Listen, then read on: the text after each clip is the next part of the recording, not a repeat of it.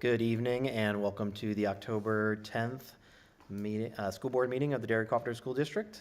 Before we get started, we have a couple visitors here, and I believe Mr. Olson and Ms. Cremoni have a couple of young students that are going to lead us in the Pledge of Allegiance.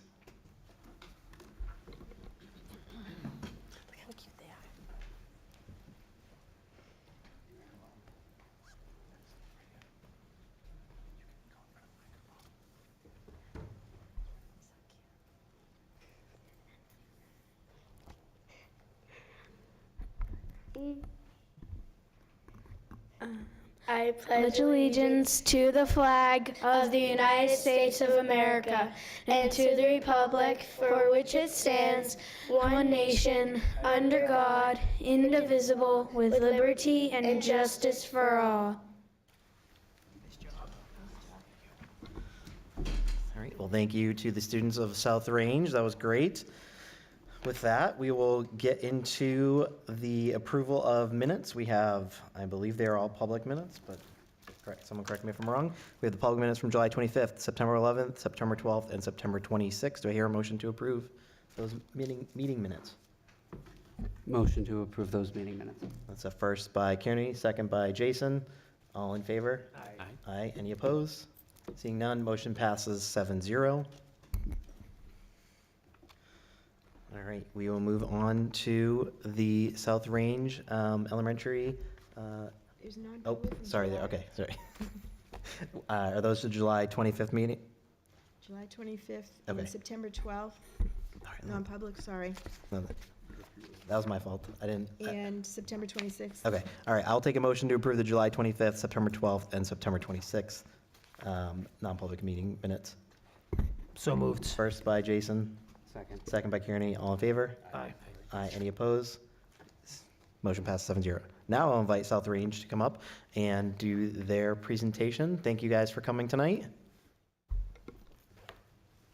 Well, you're welcome. Thank you for having us. We were just chit-chatting with the kids back there and before you guys came out and said how cool it is and nice that you guys give us the time to kind of show off what we're doing in schools. You don't get a chance to come into the building too often, so thank you.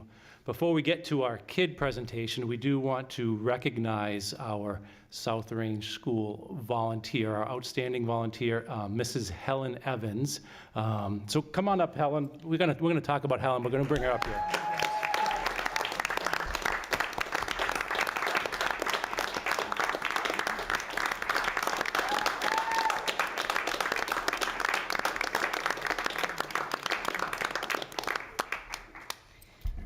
So we are very lucky to have Helen at South Range with us. She is a former high school English teacher of 30 years in New York. And after relocating to New Hampshire, she spent 10 years at St. Thomas as a volunteer librarian. And then she joined our team in 2021, and she immediately became part of our South Range family. Helen began using her library experience to support our library as we transitioned between library assistants, and she played a crucial role in reorganizing the library. During library classes, she supported students finding books and helped them learn and understand the system. She's been involved in classrooms that need additional academic and behavioral support. Without hesitation, Helen is always willing to jump in and help wherever is needed. She's built positive relationships with students and helps them feel successful. And she's made such a positive impact on so many students in our community. You have. So it was. I'm stunned. Yeah. Thank you. It was really great back in the spring, I think it was spring of 2021, I could be mistaken. I got an email from Helen, kind of introducing herself, but let's back up. I think the afternoon before, she came in unannounced to the building and wanted to kind of introduce herself and say, I'm here and I'm in the neighborhood and I want to volunteer.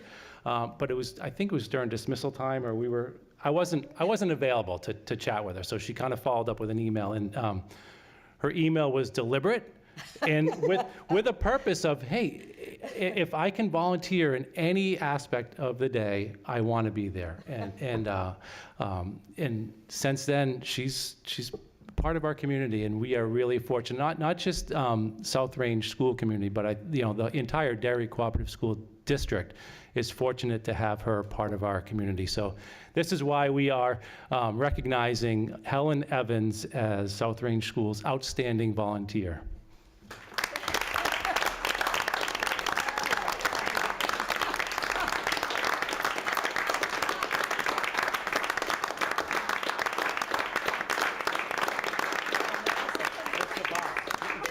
I say thank you, thank you, thank you. So, embarrassing moments in the life of a superintendent, Yes, your certificate is securely sitting on the little hutch in my office. It's sitting right down there, I can see it, blue cover, it looks lovely.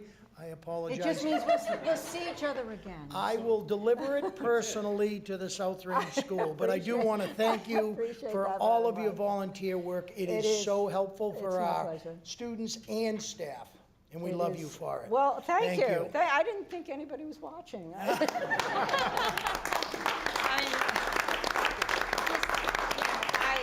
Obviously, I love school. I love school, okay? I can't get enough school. That's the happiest place I am. I'm very grateful to be part of the South Range community and the Derry community.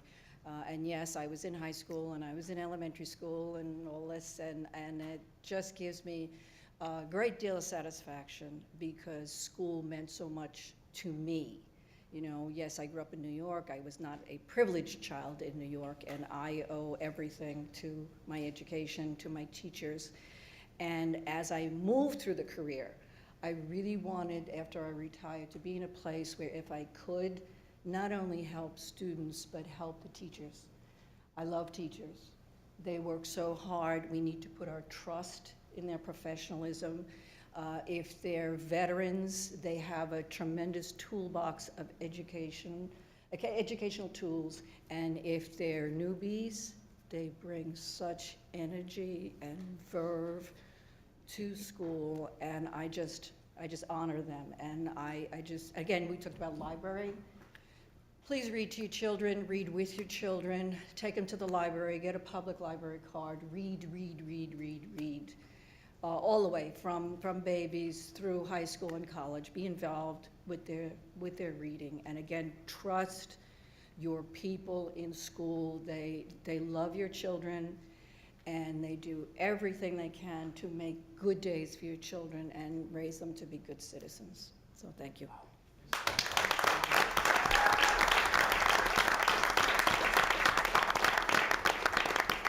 Outstanding right there. Outstanding volunteer, outstanding woman. All right, so we are now going to turn the microphone over to Hannah and Piper, who are going to begin our presentation with a question for all of you. Do we bring the chairs?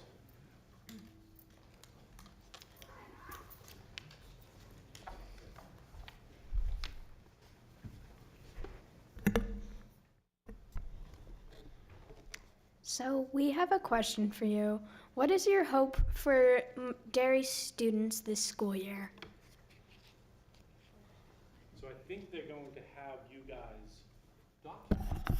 So we're going to give you about a minute or so. Oh, sorry. Thanks, Doctor. So Hannah and Piper are going to hand you a little half sheet of paper. If you wouldn't mind writing down what you hope, what you're hoping for the Derry students to get out of this school year. That's, I think, the specific question is written there.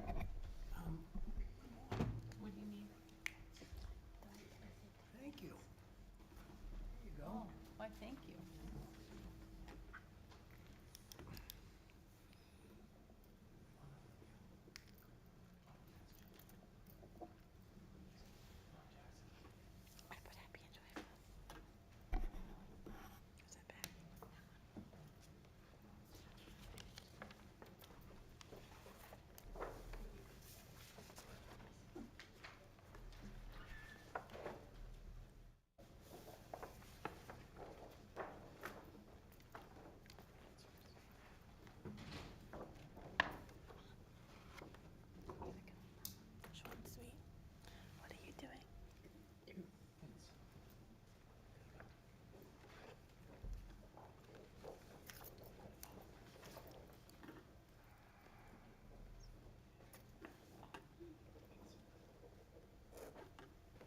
do you think, guys? Another 30 seconds I can do?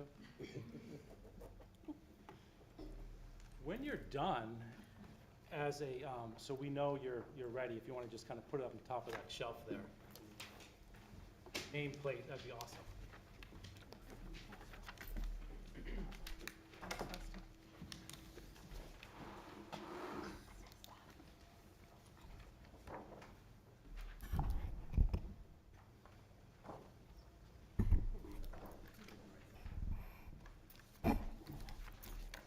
All right, so thank you for doing that for us. We started our school year with our opening staff meeting with all of our staff, and we asked them the same question. What is their hope for their students for the school year? And we did a Jamboard, which I'll just kind of show you. It was just a whole bunch of things that they listed out for what their hope was. And we want to share a few of those with you, and then we'll turn it over. We know you really want to hear from them, not from us, so we'll turn it over pretty quickly. But some of them were that my students become more independent by trusting their instincts.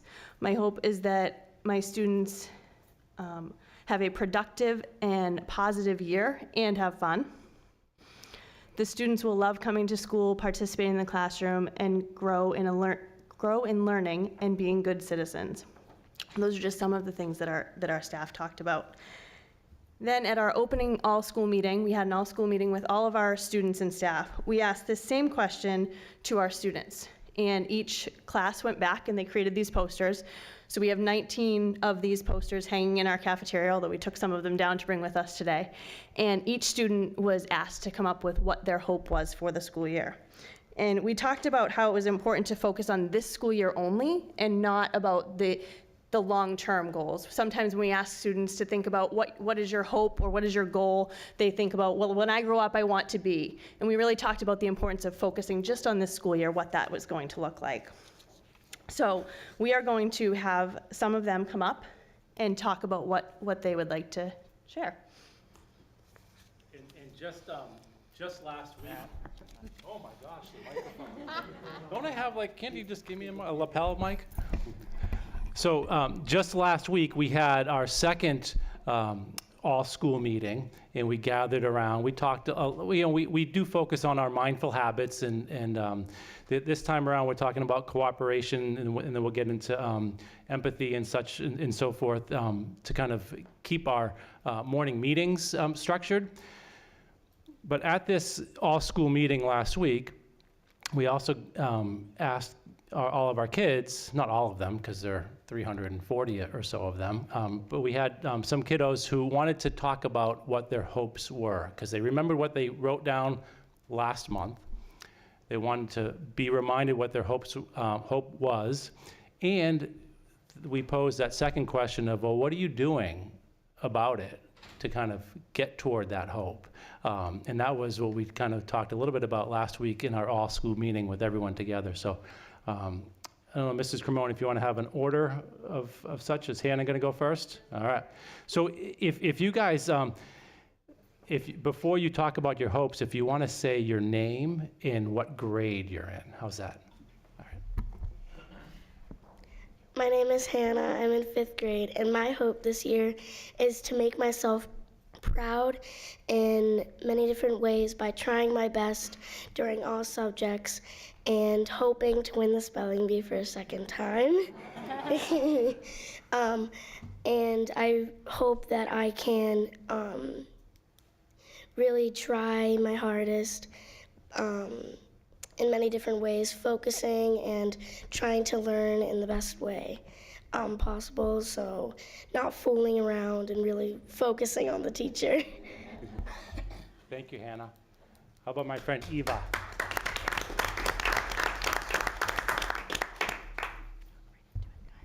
My name is Eva, and I'm in 2nd grade. My hope for this year was to make new friends by being kind to others and treating others the way I want to be treated.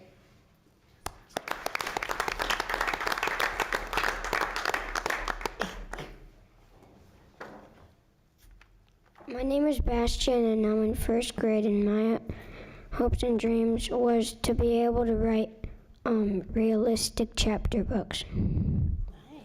Nice job, Bastian.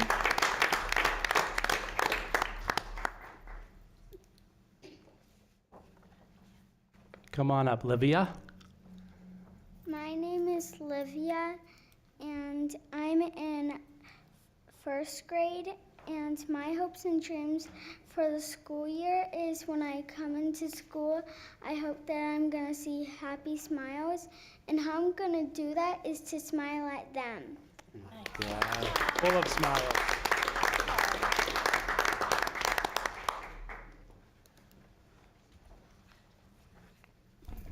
My name's Kinsley, and I'm in fourth grade. My hope was to be kinder to others. I can accomplish that by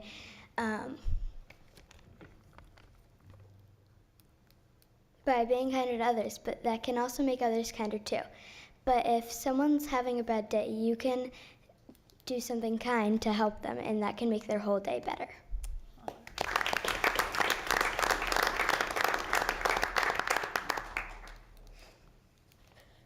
My name is Jackson, and I wrote my hope for the year was to treat people the way you want to be treated. And how I'm going to accomplish that is by treating people nicely, because that's how I want to be treated.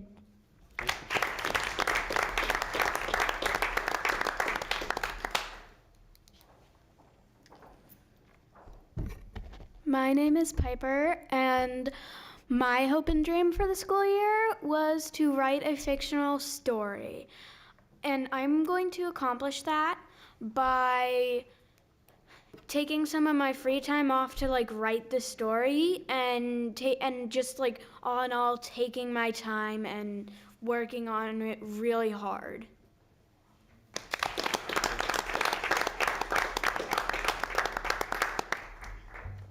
All 7 of you, thank you so much for being so brave and courageous and sharing your hopes with strangers. You don't know these people, right?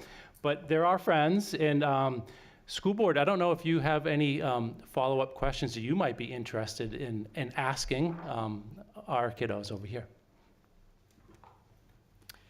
So awesome job. Kudos to everybody. I know it takes a lot to get up there. My question is, with what your teachers wrote, did anybody have anything that they thought was awesome? One of their favorite things that the teachers wrote that are on your posters there?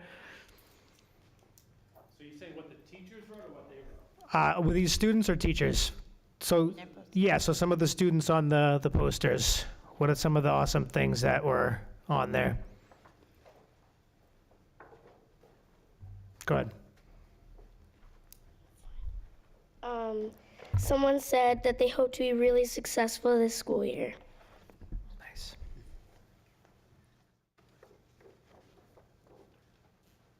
Someone else said to learn how to do the swings. Nice.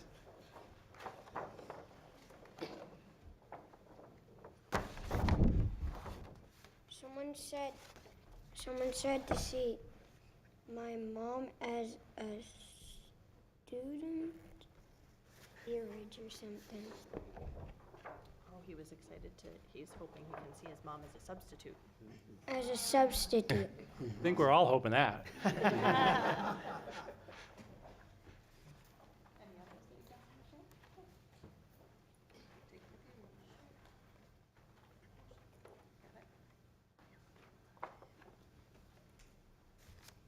Someone said to become a better reader.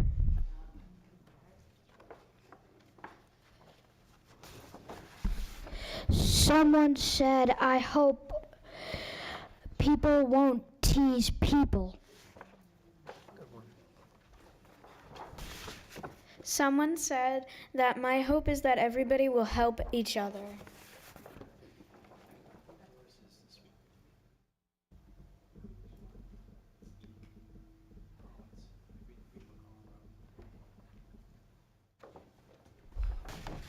And somebody also said, I hope I can finish the year happy with what I've done, which is also pretty good. So are we good? Are we going up, Liv? Yeah.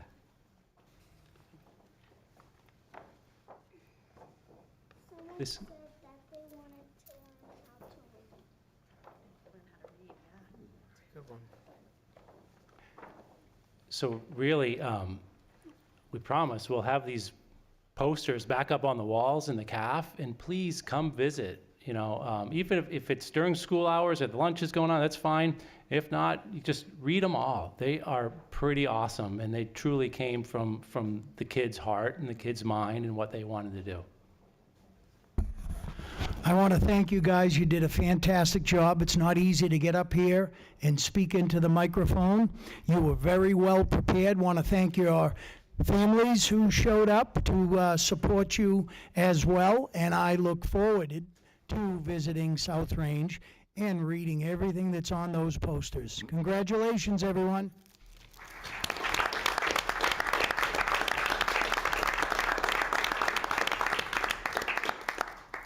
And we promise to check in on your hopes that Piper and Hannah collected from you guys.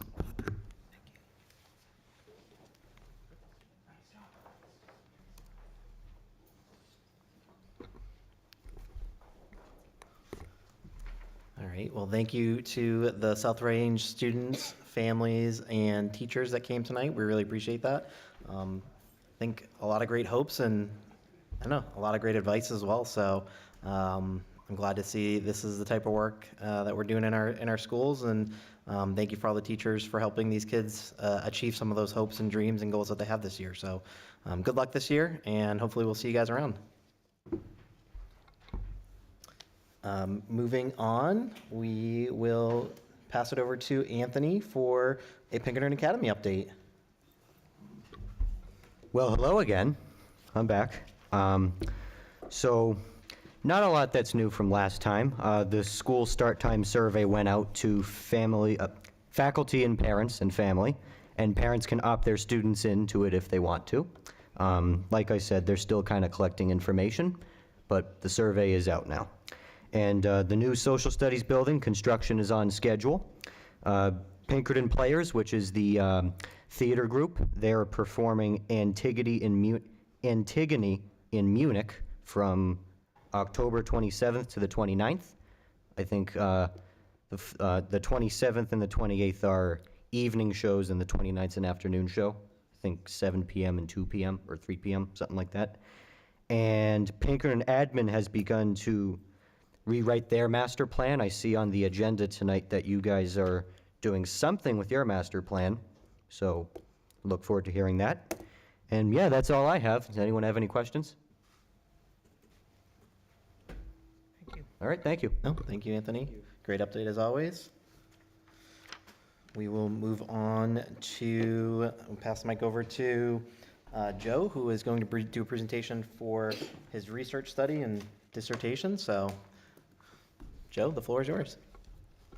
Thank you. Just gonna click this because we're about to be signed out. Or I'm not signed in, Cliff. So I don't know what that means. But anyways, thanks for allowing me to talk tonight. Cliff's gonna work on fixing the display, and I'm just gonna talk. So as you folks know, because I shared some information with you ahead of the meeting, I'm in a doctoral program, and as part of that program, all doctorate level students have to do what's called a dissertation, which is original research that has to be, so typically there's a panel involved from the university, it gets approved initially, then you go out, you do your research, you collect your data, then you write up some reports, and then you present it, and upon approval, it gets published in a book that no one will ever read. However, my mother read mine. That's great. So there you go. So what I'm here to do tonight is ask for your permission to do some research. So educational research really has to happen in an authentic context in a real setting. So I'm going to slide. Actually, I'll just do this. Let me make sure this is more easily viewable to everybody. Okay. So my proposal would be to do this research at Gilbert H. Hood Middle School. And the purpose of my research is to better understand this topic, my topic, which is students' sense of belonging. So belonging's a really big idea, so trying to narrow it down and look to find out if we have evidence that there are ways in which we can foster and support students' sense of belonging in school. So specifically, what I'm hoping to do is test an intervention. And that intervention is what I call in my proposal structured community meetings, or just community meetings. And some of you who have been to some of our elementary schools have seen that a lot of our schools, school day begins with something called morning meeting, which is based off of responsive classroom practices. The specific protocol or intervention that I'd like to test at the middle school level is not necessarily the same for lots of reasons. Middle schools are a little bit of a different environment, but it is sort of grounded in the same principles as the responsive classroom morning meeting model. And then my goal is to talk with students and talk with teachers about this protocol and to what extent we think that it has any effect on students' sense of belonging. The truth here is I don't know the answer to this question, which is why it's an interesting research topic. We could find that it has absolutely no effect, right? Or we could find that the sample size is too small and it's hard to sort of draw generalizations. But my goal is to try to learn a bit more about this. I probably don't need to, I'm going to see if I can make this a little bit bigger. Probably don't need to convince you all that belonging is something we should care about. But I did include just a few stats here that I think are pretty important. I think I'm preaching to the choir here. But I first became, I've been interested in this topic for a long time. As many of you know, I worked at Next Charter School, which I would say that sort of the origin of that school probably has something to do with a sense of belonging, and we really strive to try to support that at Next. But I was really moved by a report that came out earlier last year, or actually technically this year, Surgeon General's report on loneliness and social isolation, which, if you haven't read it, it's a good read and a sad read. But it talks about some really concerning trends that probably any of us who are older than, well, all of us here, at least this level, probably have an understanding of some of the changes that are facing our young people today that maybe some of us didn't face. And so there's a lot of data out there about the negative effects of social isolation and loneliness, which I believe are connected to the idea or the feeling of belonging. So try to put together some information. I'm going to go quick so I can just make sure I have time for questions. Really, the way my study is called so it's a phenomenological study using multiple methods. And really what that means is phenomenological means that I'm looking at phenomenon. Like all of the people in my study are experiencing the same phenomena, which is going to middle school, probably something a lot of us can relate to, although it was junior high school when I went there. So that's the specific thing that I'm ensuring that all my participants have in common. The reason it's multiple methods is I'm doing both what's called a quantitative and a qualitative study. So quantitative is things we can count and measure. Qualitative is I'm asking for stories. I want to hear people's stories about their experiences. So the quantitative piece is the survey. So there is a very well-known, well-regarded survey called the Psychological Sense of School Membership Scale. It was created for middle school students in the early 1990s. It's been used a countless number of times to measure students' sense of belonging. It's been calibrated, so meaning it's been used in different settings, and then we compare the findings to see if they stand up, and it's, like I said, it's very well regarded. So that's the quantitative element, because I do think there's some value in surveying a whole bunch of people and finding out how that data comes out. The qualitative piece is talking with students. So my study proposes to have some focus group discussions with groups of students. And then the other side of it is I'd also like to talk with teachers and get some stories from them. Because if I'm going to test the implementation of this community meeting protocol, I want to hear from teachers. For the teachers who volunteer to do it, how did it go? What did you think? What were the struggles that you had? Sort of a side interest that I have is doing something that is low cost and really manageable for teachers, right?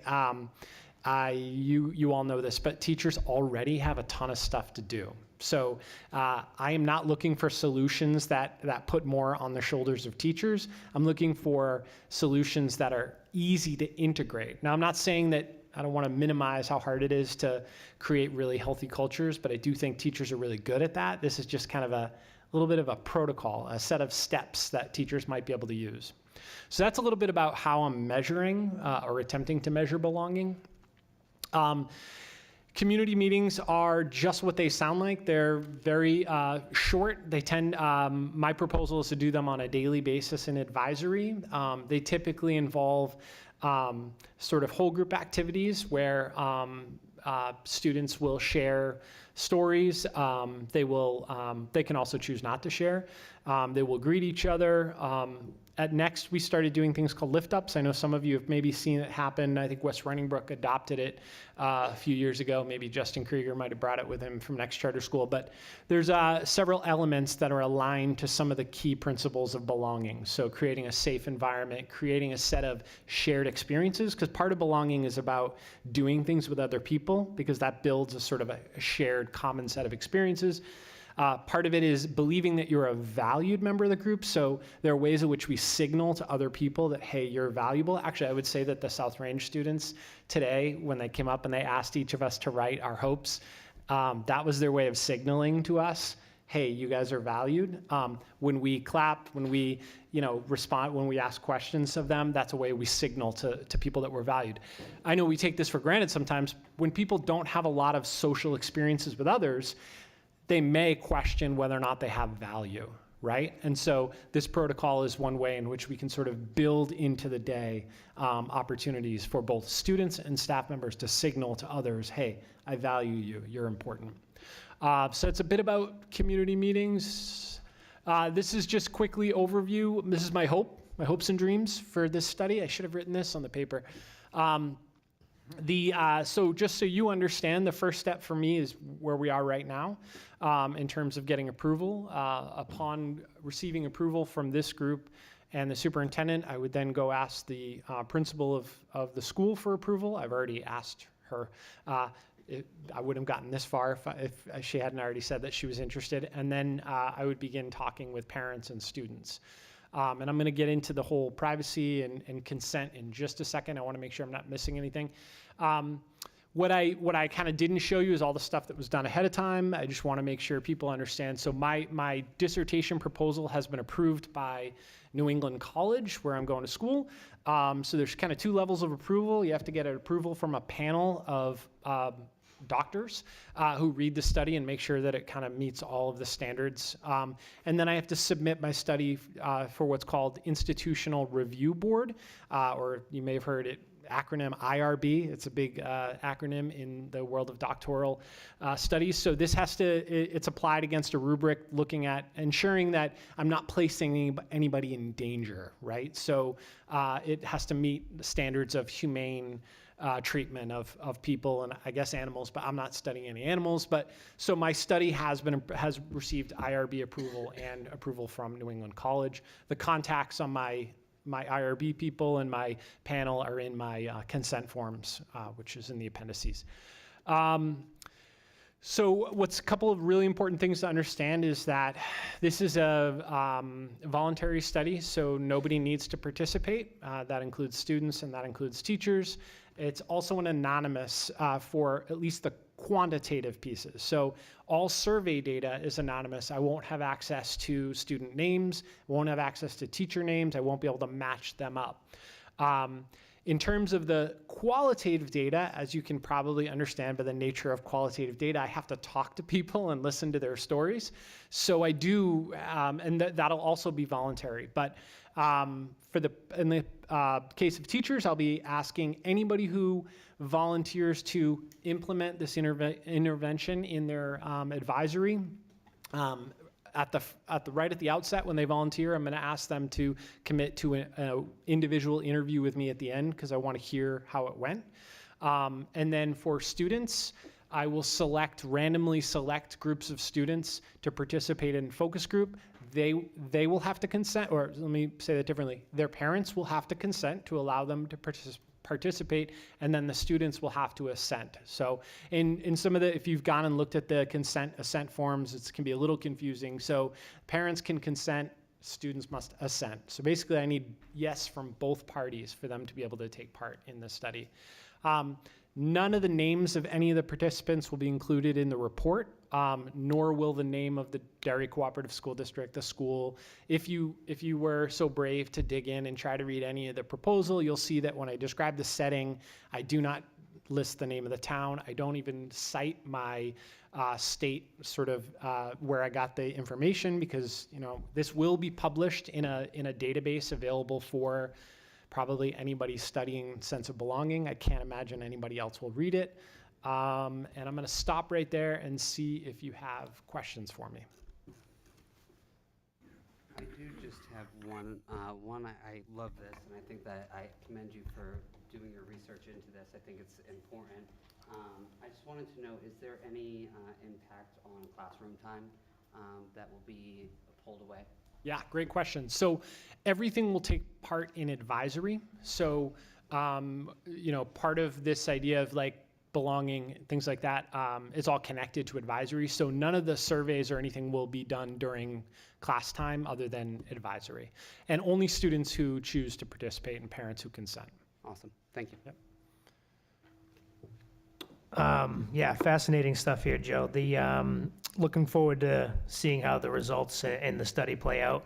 My question is, what, if anything, and obviously it might be too early to tell, but what type of impact do you think the findings from the study will have on our students here in town? And is this kind of running in parallel to, the normal school day, or will you utilize some of the learnings from the study to maybe implement some changes or different programs, or look at how to improve if the findings aren't as favorable as one might hope, right? So, yeah, great. All really good questions. So first and foremost, I think at the very sort of biggest level, I'm curious to find out to what degree do students in this case, Gilbert H. Middle School, report their sense of belonging? And are there statistically significant differences between students in grade levels? So I can tell you that, having read a lot of research on belonging, we see that there is a decline in belonging as kids get older, which is a concerning trend. On one level you might think, sixth graders would express less belonging than eighth graders because they just entered the school, right? Well, that's not what data typically say. Data typically says that as students get older, regardless of how long they've been in the school, they demonstrate less sense of belonging. So I want to see if that trend holds true in our school. I want to see, in talking with students, I want to try to determine whether or not they believe being part of an advisory group affects their sense of belonging.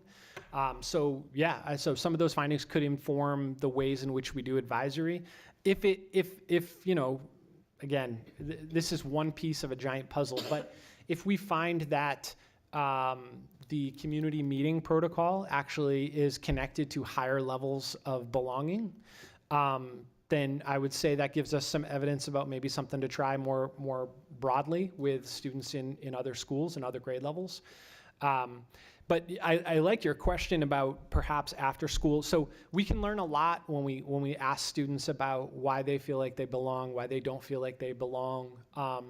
There's a couple theories. So one is this idea that as students move into adolescence, they begin to need non-familial support in the form of peer relationships and teachers or other adults. They need non-familial adults in their lives. And I'm not saying that young kids don't, but what the research says is that younger students get a lot of those needs met at their sort of family level. And as students move into adolescence, they begin to sort of question, like, where do I fit in? What am I good at? Do people really like me? And they start to figure out that, mom says she loves me because she's my mom, and now I need to figure out where do I fit in with other people. So what I hope to understand is, are there trends or themes that come out of the student stories about whether it be after school activities, whether it be clubs, involvement in sports, things that we think we probably have a sense for their impact on student sense of belonging, but until we sit down and really talk to kids and then write it up, not sure. So as a long answer would be, really the answer is yes. There's a lot of, I think, district and school implications for this.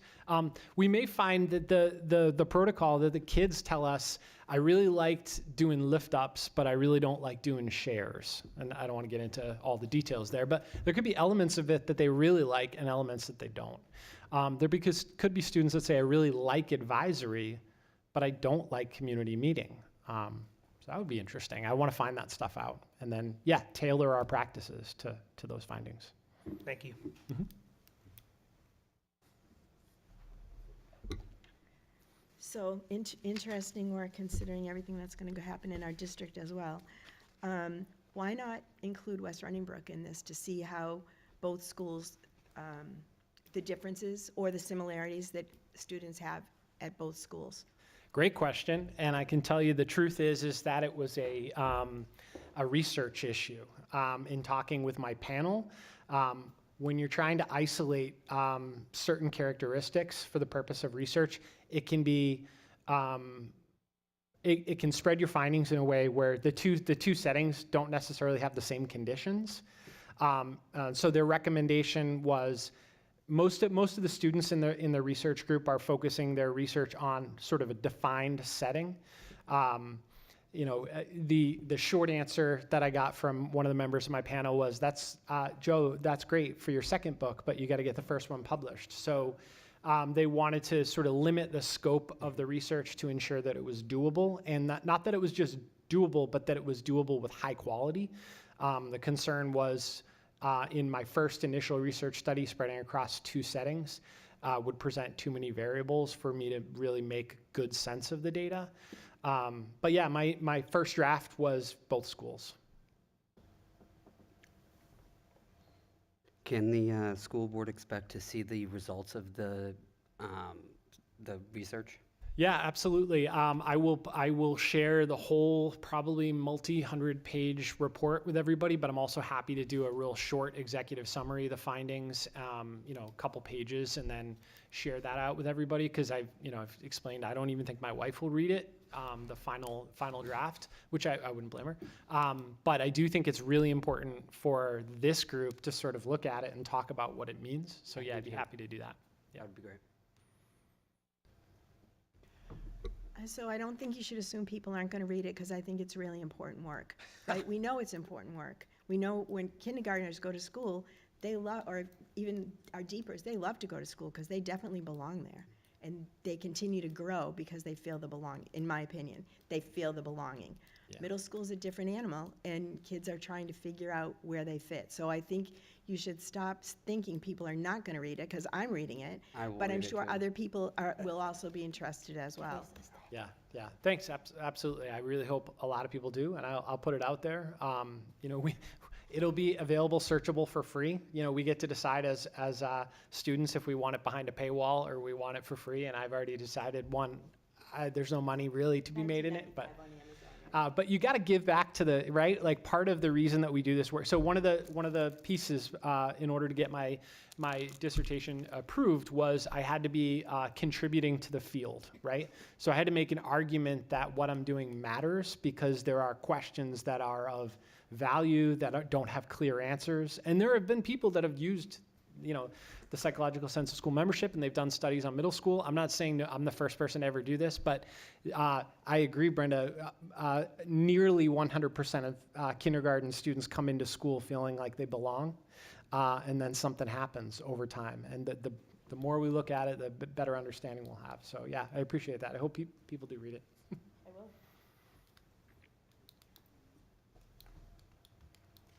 Anyone else from the board have any questions or comments for Joe? Are you concerned at all that the fact that this is a community that you're a part of in a leadership position will skew the results in any way, especially with teachers? Absolutely. So that was built into both my limitations of the study. That all studies have certain limitations, right? This is also, a lot of people like to think about experiments. And this is not truly an experimental study. An experimental study has, controlled situations. So this is a quasi-experimental study. So there are certain limitations. I've tried to mitigate some of those limitations by, like, for example, this is an example of maybe that would help. I'm asking all of the faculty advisors at Gilbert H. Hood to fill out a survey, letting me know what types of activities they do in their advisory.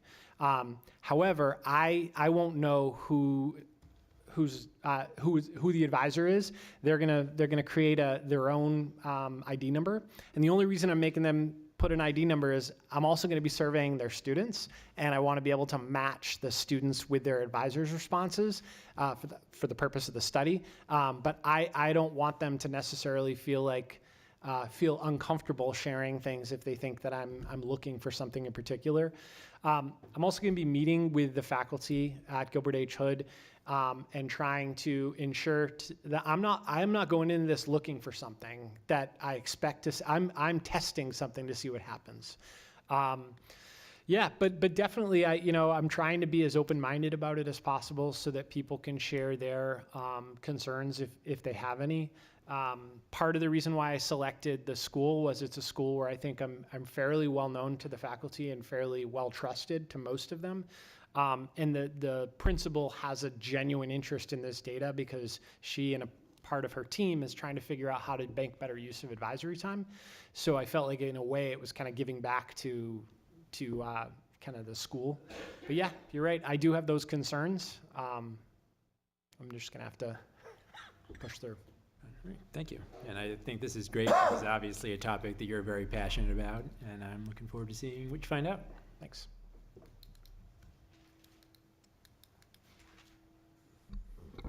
All right. Well, with that, Joe, appreciate it. I think it's we benefit as a district when our staff is continuing to do further education. It's really great that we've got an opportunity where your research can have hopefully big impacts on hopefully the group that you're doing the research on, but also as a greater whole for the district. And good luck on this, and keep up the hard work as far as trying to get this doctorate from New England College. But thank you for that. I think you need approval from us from a board perspective. Is that yes? Yes, I do need to submit to the university that the board has given me approval to move forward. So okay. So at this moment, I would entertain a motion to approve Joe's research in regards to his doctorate, or I guess dissertation. A motion to allow the proposed research study on student belonging in Gilbert Hood Middle School. Motion to approve. We have a first by Kearney. Second. Second by Jason. Any further discussion? I'll take all in favor? Aye. Aye. Any opposed? Seeing none, motion passes 7-0. Joe, thank you so much. Good luck. I look forward to reading it. thanks.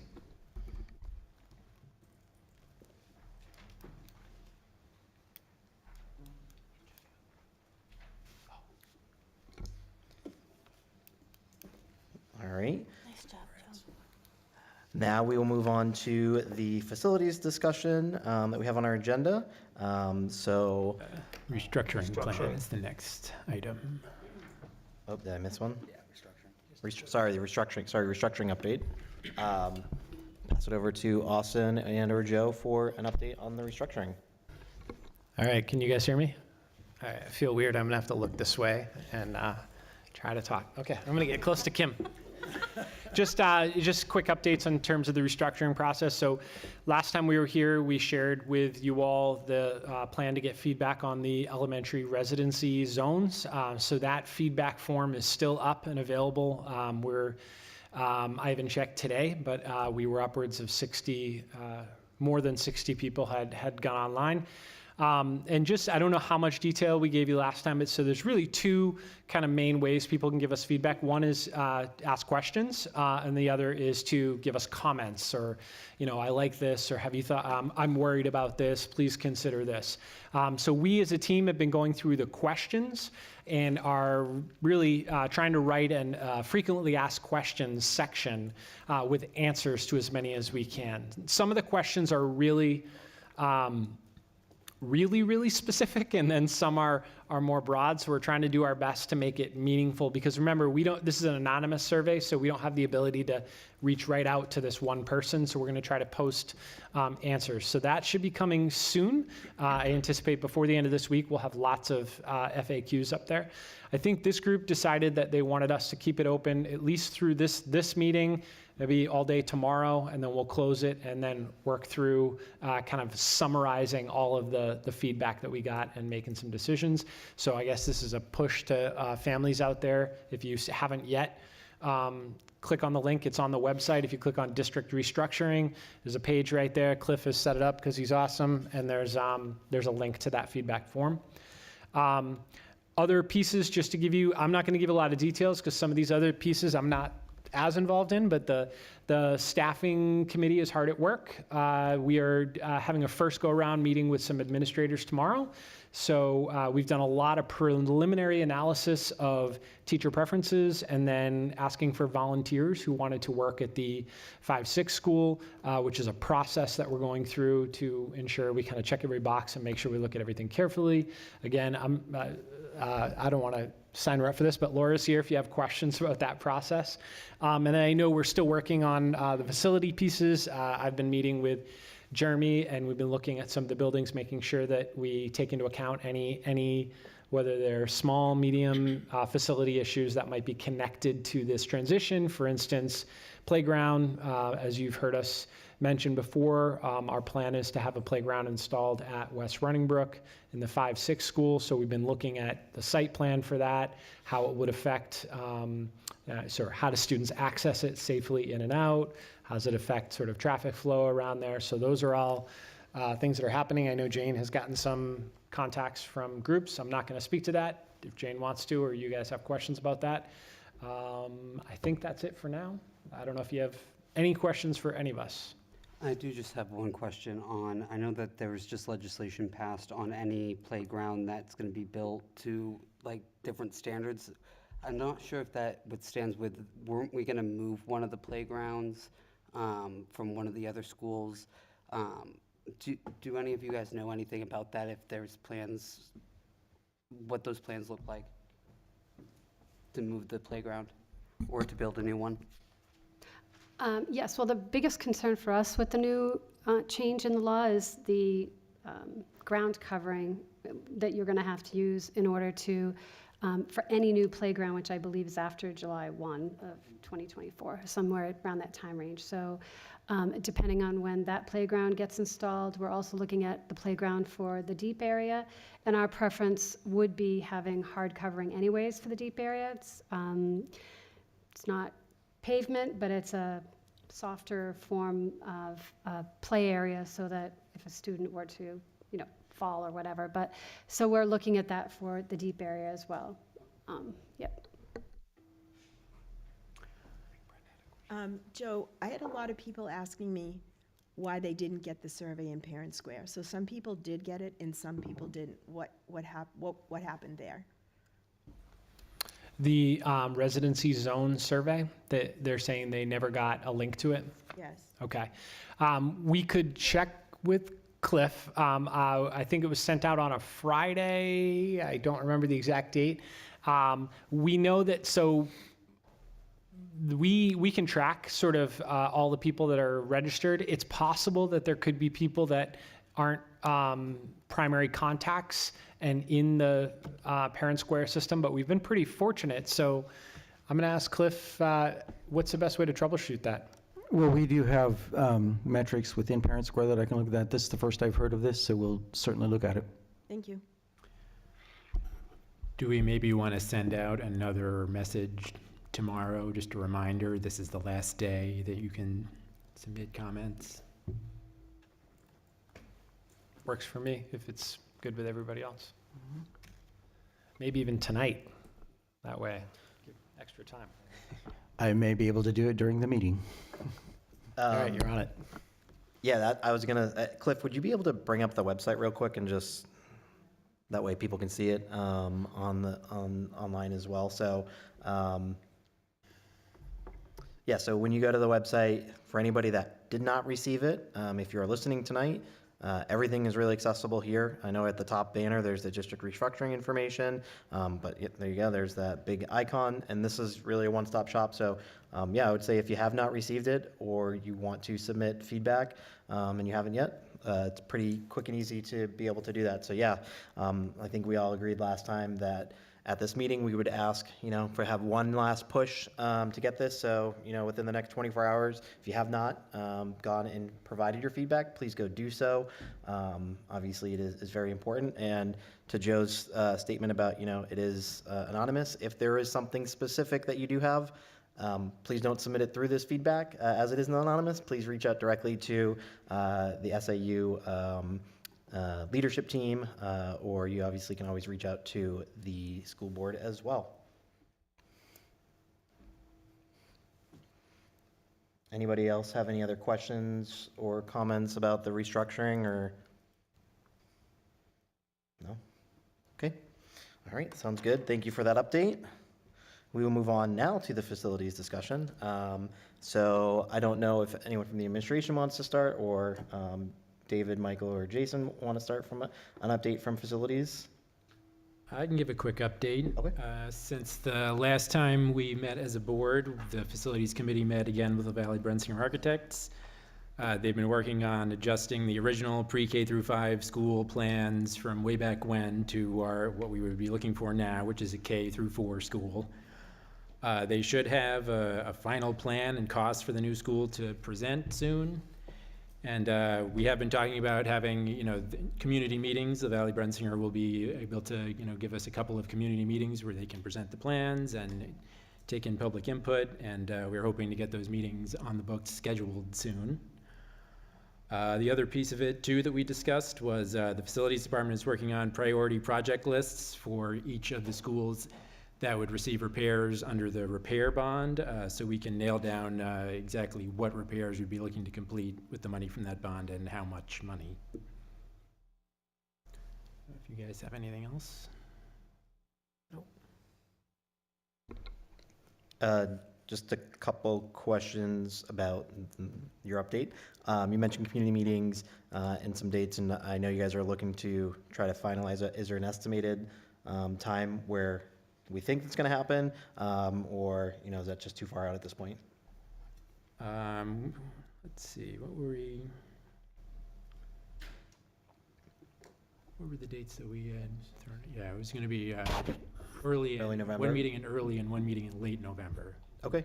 Monday, November 6th, followed by Monday, November 20th. Have we decided that those are? Because they wanted to have the first two fairly close to give answers back from what people brought up for questions. And then there would be one in February, I believe. Okay, so we don't have anything set in stone yet, so hopefully, yes, but keep those, so obviously us on the school board, early November, late November, and February. For those in the public, also kind of keep your ears,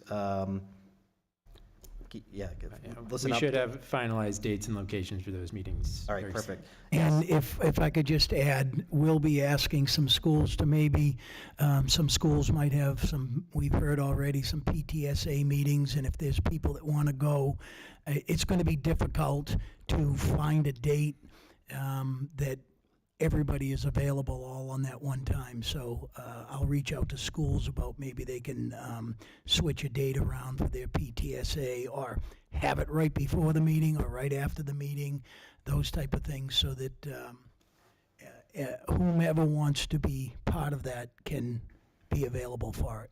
Okay, perfect. Can I add one thing to one of the other questions, Jonathan? So the first meeting, the goal is for La Valley Brensinger to kind of present the layout, elevation, site plan, sort of the whole package. And really the goal of that first meeting is to gather input from the community and from all stakeholders So if any major changes or revisions need to happen, LaValle would take that away. We would obviously, Facilities Committee of the board would look at it.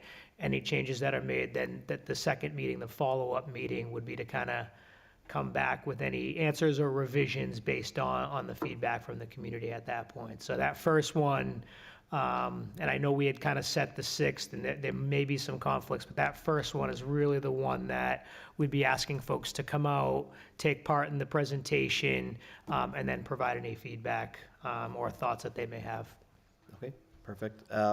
Yeah, so we should have a finalized date by the next meeting, which would be October 24th, which would give about 2 weeks if it ends up being that November 6th date. But yeah, early November, late November, February are good dates to remember, and we'll get those finalized dates soon, so appreciate that. The other question I had was those priority project lists.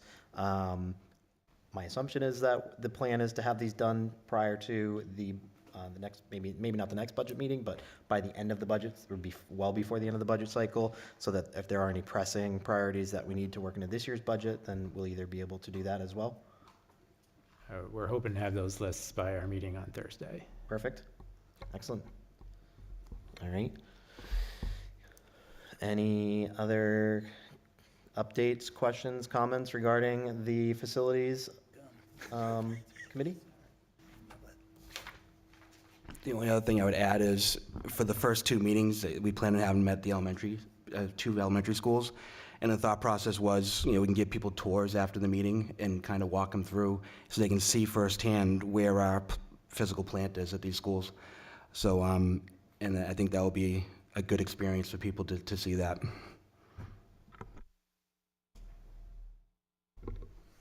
All right, sounds good. All right, with that, we will move on to the next item. I know we have it on the agenda still, the strategic planning. Austin, are we still planning on bringing that RFP forward?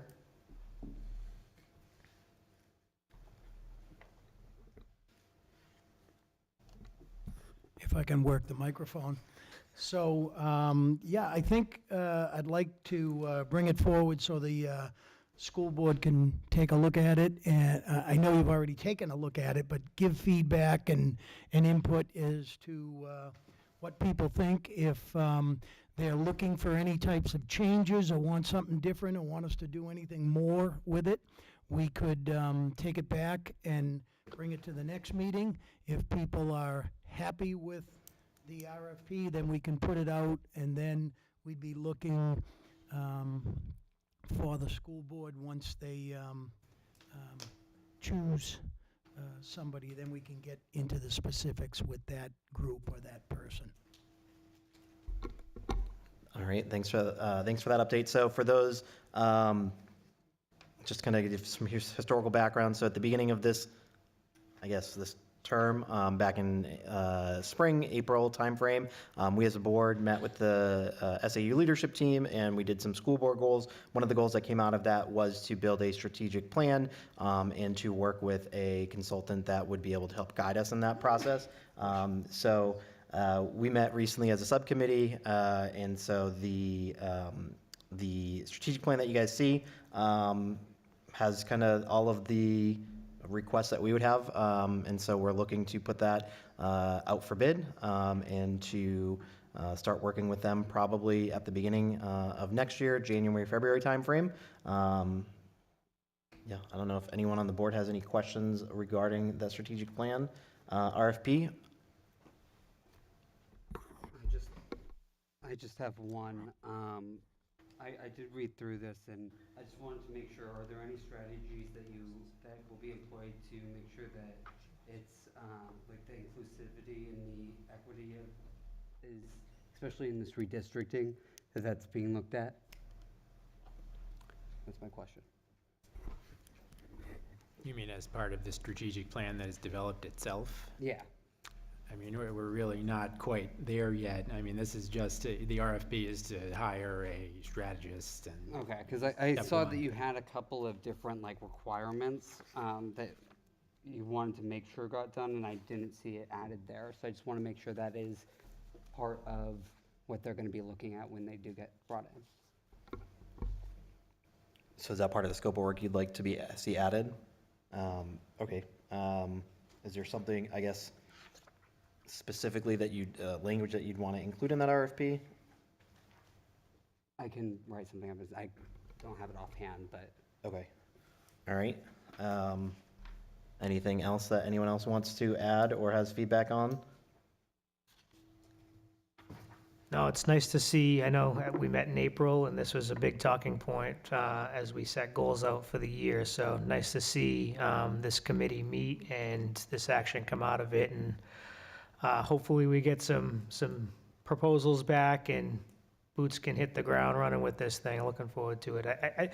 I think to Kearney's point, we can probably, I would assume we could add requests in, or does it have to be written in here, that specific aspect? Because I think what you're asking could be kind of encompassed via a lot of the information that comes back or that's put out with the plan, but you guys had the discussion, but.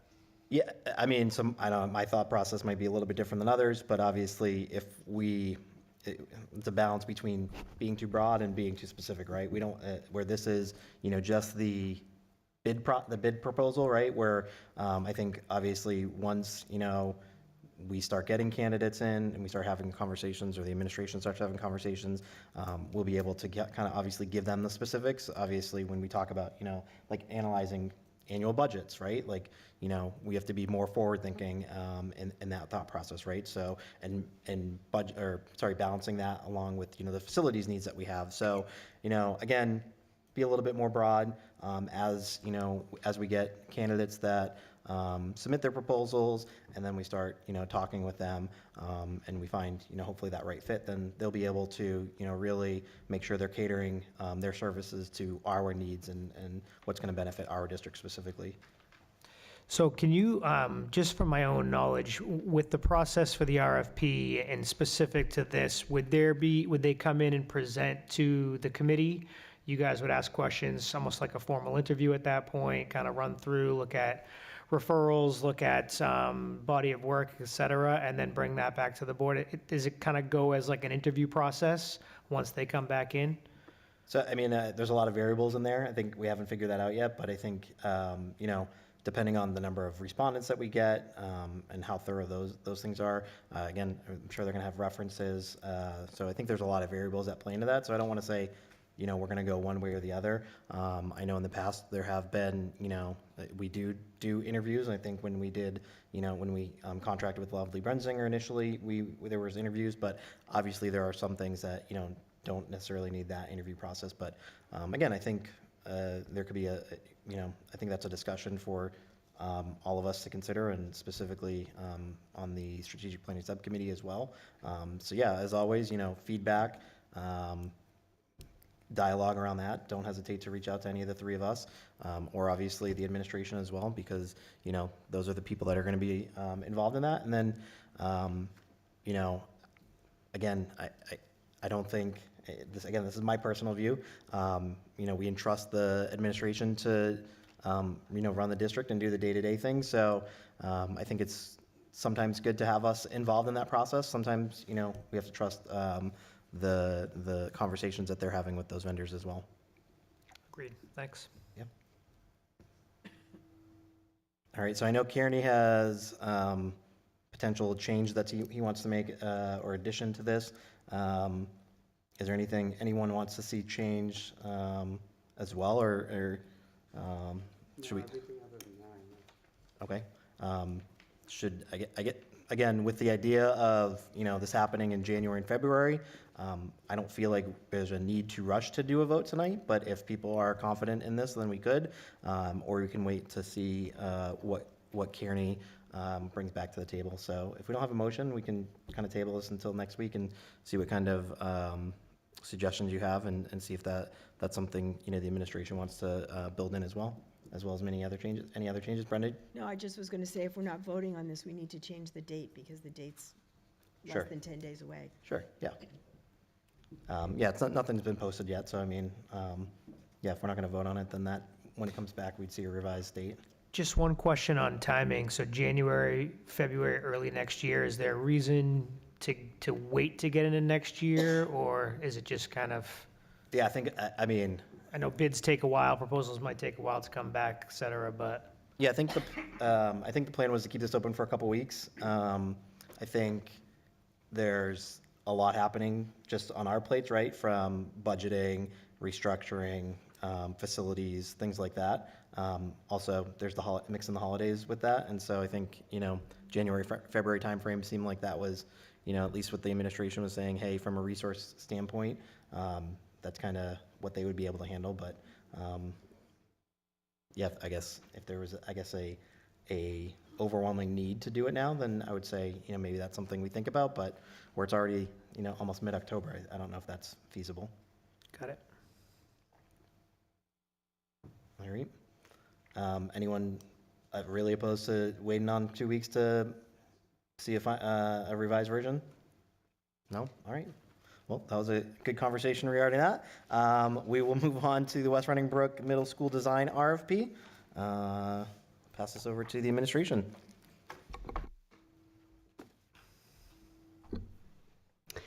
Okay, we've enclosed a quote from Gale. As you remember, they're the ones who did the building envelope investigation for Derry Village, South Range, and West Running Brook.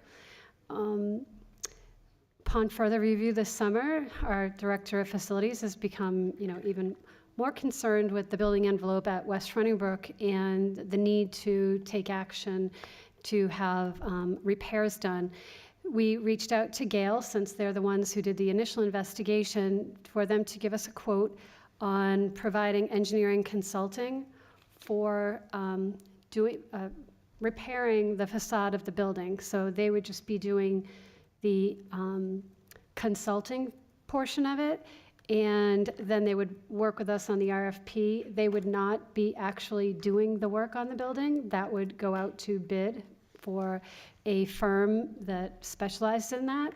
So you can see on the actual initial letter that they had given us on September 25th, and then they did a revision on September 27th. And the reason for that, when Jeremy and I reviewed their initial proposal, it did not include working with us on the bid phase of the project, and we feel it's really important to have them working with us on crafting the RFP and going through the bids with us, since they're an expert in that field. And so we asked them to revise the document and include their fees for participating in the bid phase of the project. And if I can draw your attention, their pages aren't numbered, but actually it is. Page 3, where it has the compensation chart. I just want to draw your attention to the fees that they were looking at. So the design services, which is a fixed fee, that wouldn't change, would be $29,200. Contractor services, where it says estimated reimbursable, those are services that they would be paying out to contractors. For example, they have to pay a contractor for a lift to get up near the roof area, and contractors to do some actual work to help them design the scope of work. And the bid phase, like I mentioned, Jeremy and I both felt that was important to add that back in for $3,500. And so the subtotal of the Gale fee would be $32,700, and reimbursables, meaning we would be reimbursing Gale for services that they had to pay for through other contractors, would be $75,000. So the total engineering budget would be approximately $40,200. Now that's not something that we had budgeted, which is why, of course, we're bringing that to the board. You can see under their scope of work things that their fees do not include, and you can see where they did a strikeout on the bid phase because we added that back in, so that's came off of the does not include list. But you can see right under that the construction phase services, and they wouldn't know what the cost of that service would be until the bids start coming in.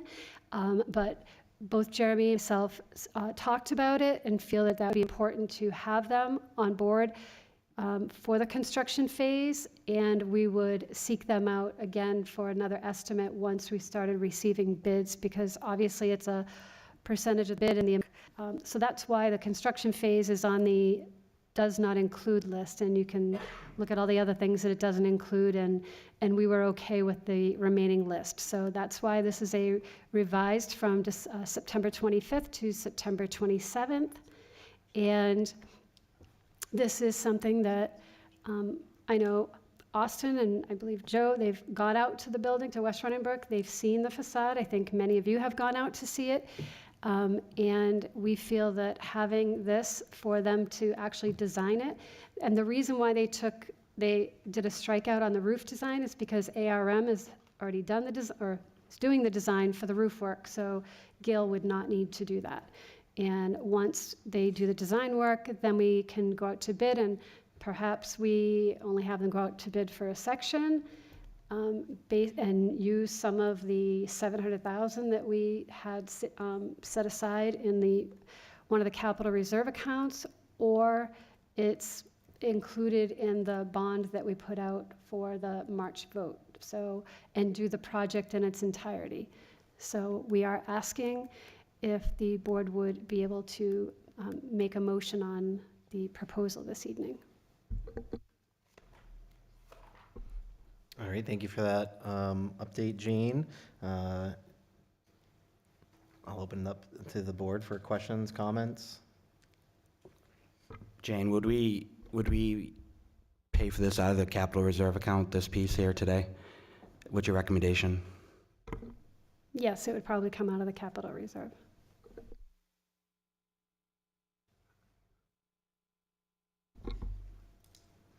Anyone else have questions for Jane, comments? No, it's just, well, yeah, I mean, I guess the only comment I have is, yeah, just, again, we're continuing to, unfortunately, spend money on the facilities. I understand it's necessary. It's again, just a continuing kind of reminder that, you know, these things are expensive and they take a lot of work to make sure that, you know, things are as safe as they possibly can be, and that we can keep these buildings in, you know, pretty good conditions for the foreseeable future. So yeah, it's one of those, I think, unnecessary evils that, in my mind, that, you know, again, it's not something I love having to cut a check for $40,000, and then the subsequent, which is probably going to be a much larger bill. But again, I think it's something that we kind of have to do. And so, with that, I guess I would entertain a motion to approve this RFP in the amount of $40,200. So I'm going to move to approve the West Running Brook Middle School facade and roof repair design services by Gale Associates in the amount of $40,200. We have a first by Jason. The only question I would say is, do you want to remove roof from that statement? Oh, sorry. Yes, Okay. I would like to remove roof. So I'd move to approve the West Running Brook Middle School facade repair design services by Gale Associates in the amount of $40,200. First by Jason. Do I have a second? Second that. Second by Michael. Any further discussion? Seeing none. All right. All in favor? Aye. Aye. Any opposed? Hearing none. Motion passes 7-0. Thank you, Jane. Thanks, Jane. Thank you. All right, I believe we are staying with you, Jane, for Pinkerton Academy tuition credit, so some good news.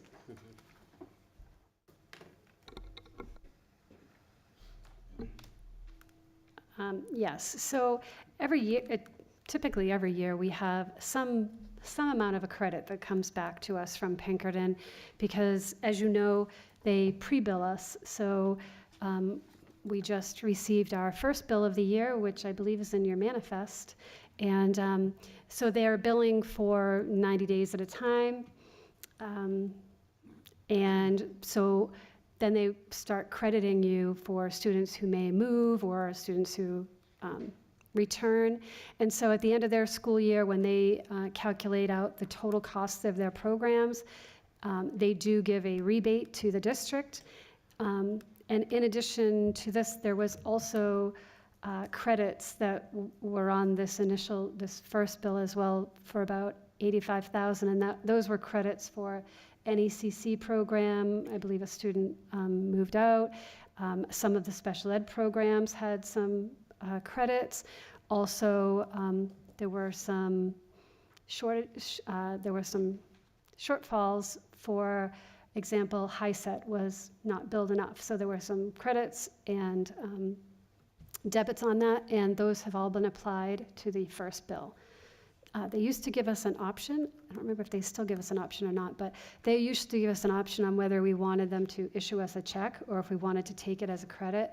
And I've always taken it in a credit in the following fiscal year. Just makes more sense. All right, thank you for that update. Does anyone have any questions for Jane before we make a motion to accept the credit, I'm assuming? Sure, yep, you can do that. No? All right, I'll Move to accept the credit in the amount of $123,296.53. Second that. the first by Jason, second by Kearney. Any further discussion? Seeing none, all in favor? Aye. Any opposed? Seeing none, motion passes 7-0. And I believe we have one more, or Jane, you have one more update for us. Okay, and relative to that, I was waiting for the first bill to come in so that I can give you a status update on what we budgeted for number of Pinkerton students. So I will have that in the next school board meeting so that you can see our year-to-date, our actuals to budgeted for each of the areas. So it would be for general tuition and all of the special ed programs. So I think that's going to be important to see where we are financially on all of those, or each of those grade levels. And now that their October 1 numbers have come in as well.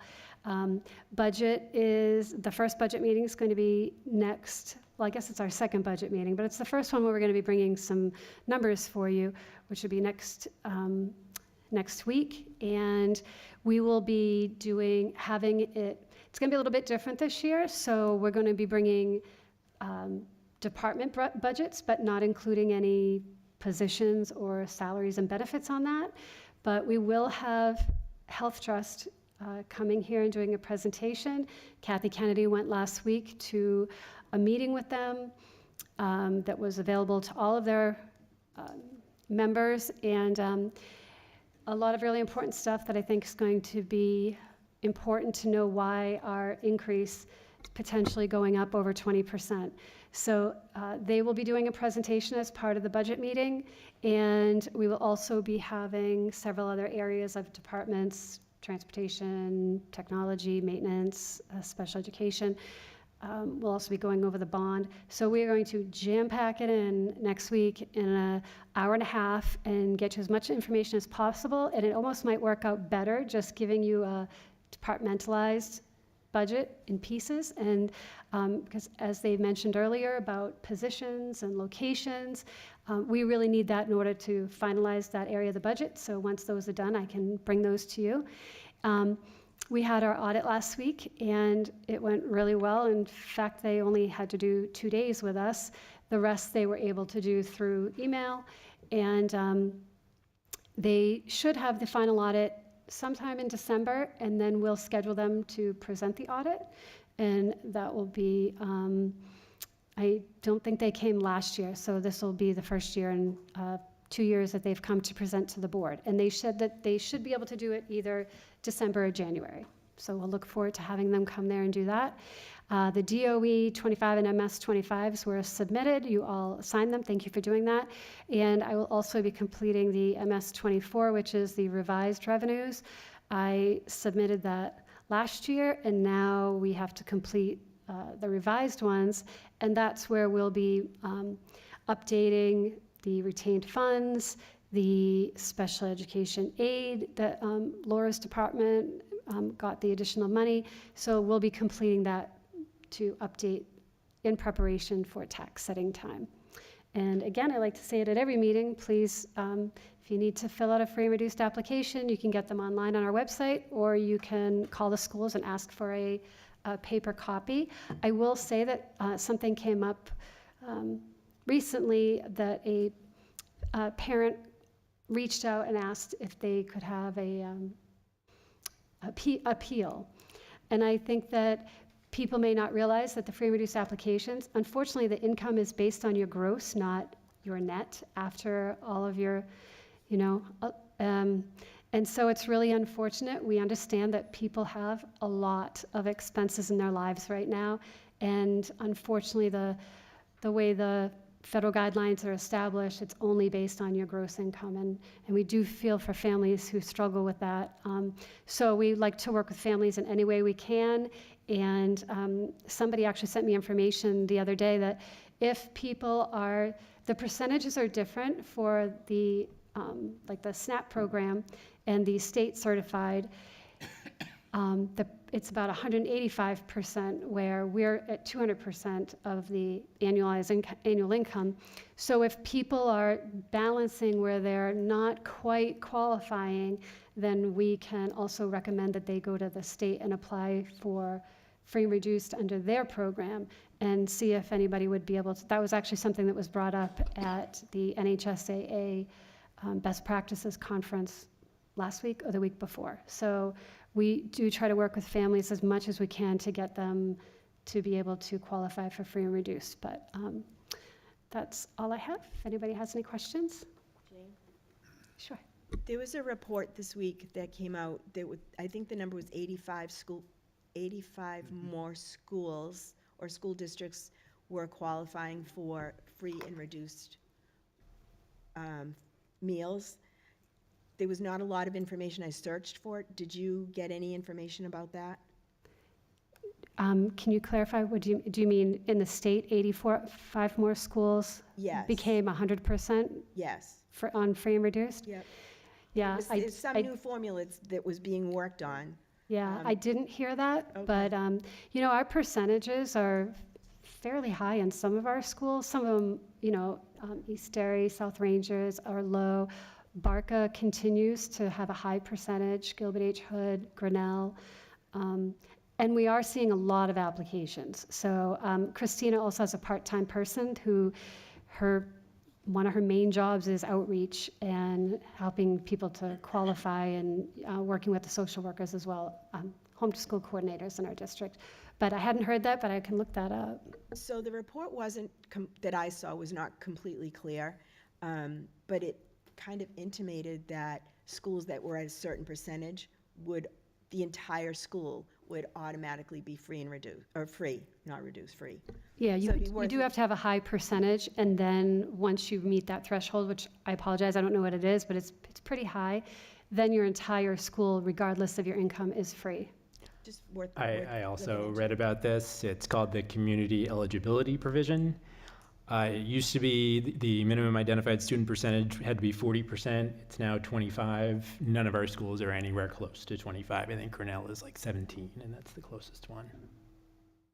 I saw the same report, and it was the 85, and there were 2 out of the 85. There were only 2 districts that had opted to participate in that. And I looked for some identification or some means of identifying which school districts were both eligible and which ones were the 2 that chose to participate, and I couldn't find that. And as Brenda said, the information was kind of difficult to scour out. I initially heard it on New Hampshire Public Radio, and then it prompted me to do some further looking into it. And I just wondered where we were, if we were considered or if we fell into that, but obviously, Mike is saying that we don't fall into that category of the 25% there. So that would be, outside of the realm of consideration for us. But it's good to know, though, I think that the requirements are being, should I say, loosened up a little bit anyhow. But in any case, thank you.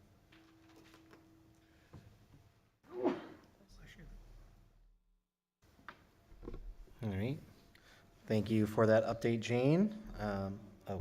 Oh, David's coming in out here. So Jane, you brought up the health insurance. I had a couple comments, one on health insurance and one regarding, the financial statements that you produce every month.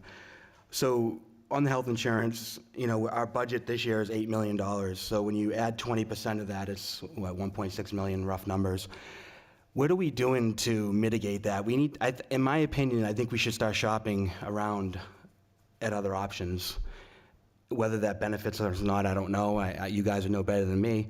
But I think anytime we see this kind of increase, for lack of better terms, we shouldn't just take it. We should try to figure out ways to mitigate it and switch providers or whatever the case may be.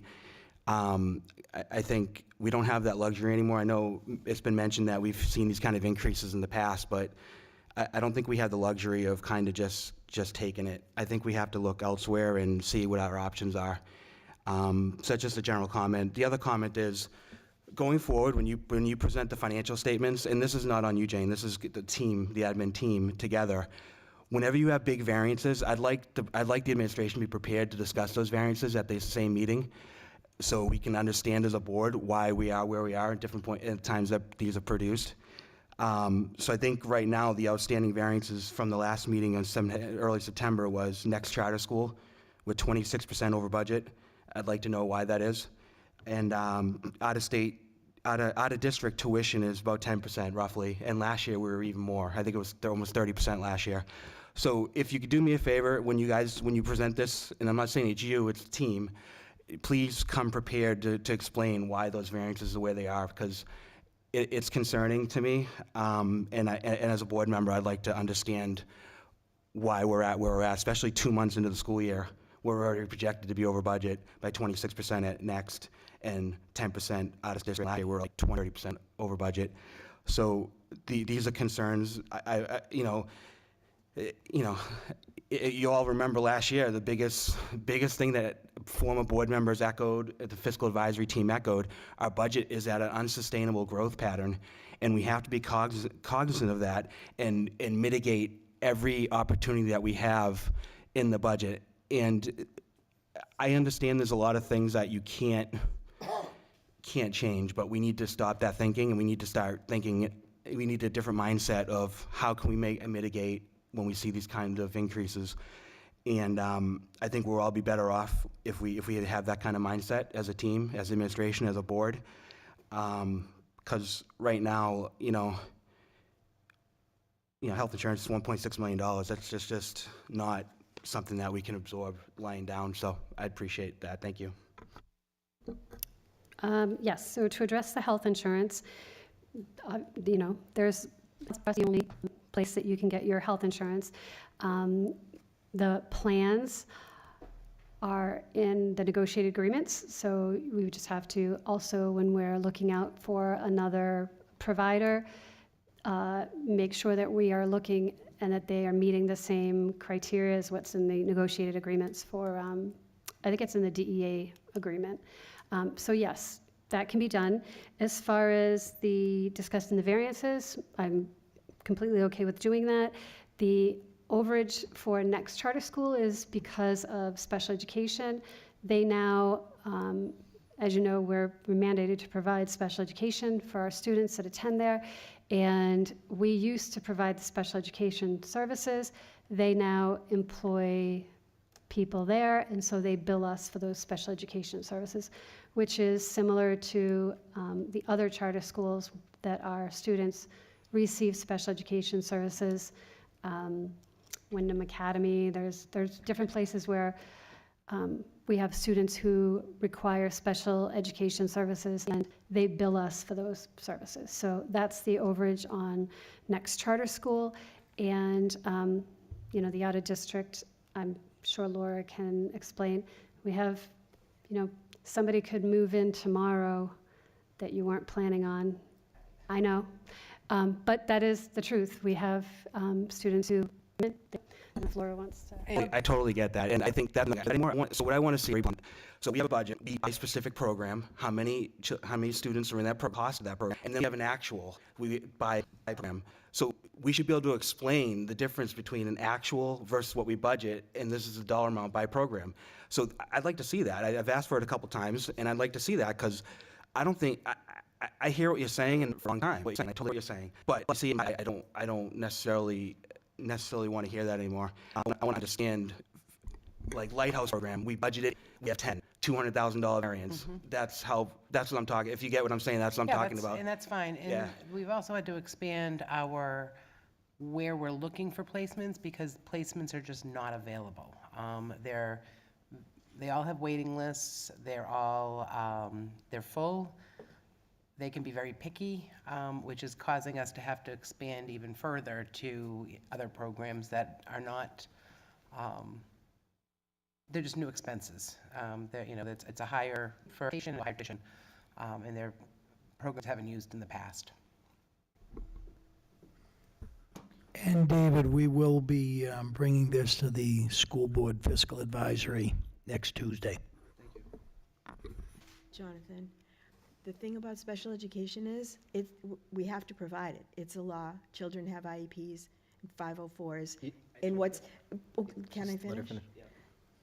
But what we should be doing is calling our representatives and congresspeople in Washington and saying, fund IDEA the way you're supposed to. Not only Derry, but every other state, every other school district in the country, because everybody's in the same situation. But we still have to take care of our kids, and there's a balance. They need to fund it, like they said they would. Yeah. And David, I think you. So there's a difference. Sorry. So before, I feel like we're getting a little bit away from what the business administrator's update was about. I can appreciate your desire to understand the details, and I think that's important for us or for our district to understand, right? Like you said, if we have 8 people in there, is it being 10? Then that information, or be able to pull that information and essentially reason for where these countries come from, as well. We have to provide the care for them as well. It's just have the reasoning as well. And again, we have to get better. Again, more long-term thinking and being more proactive than being reactive as well. And so it sounds like Austin and team are gonna. This is gonna be a topic of conversation for next week's budget meeting.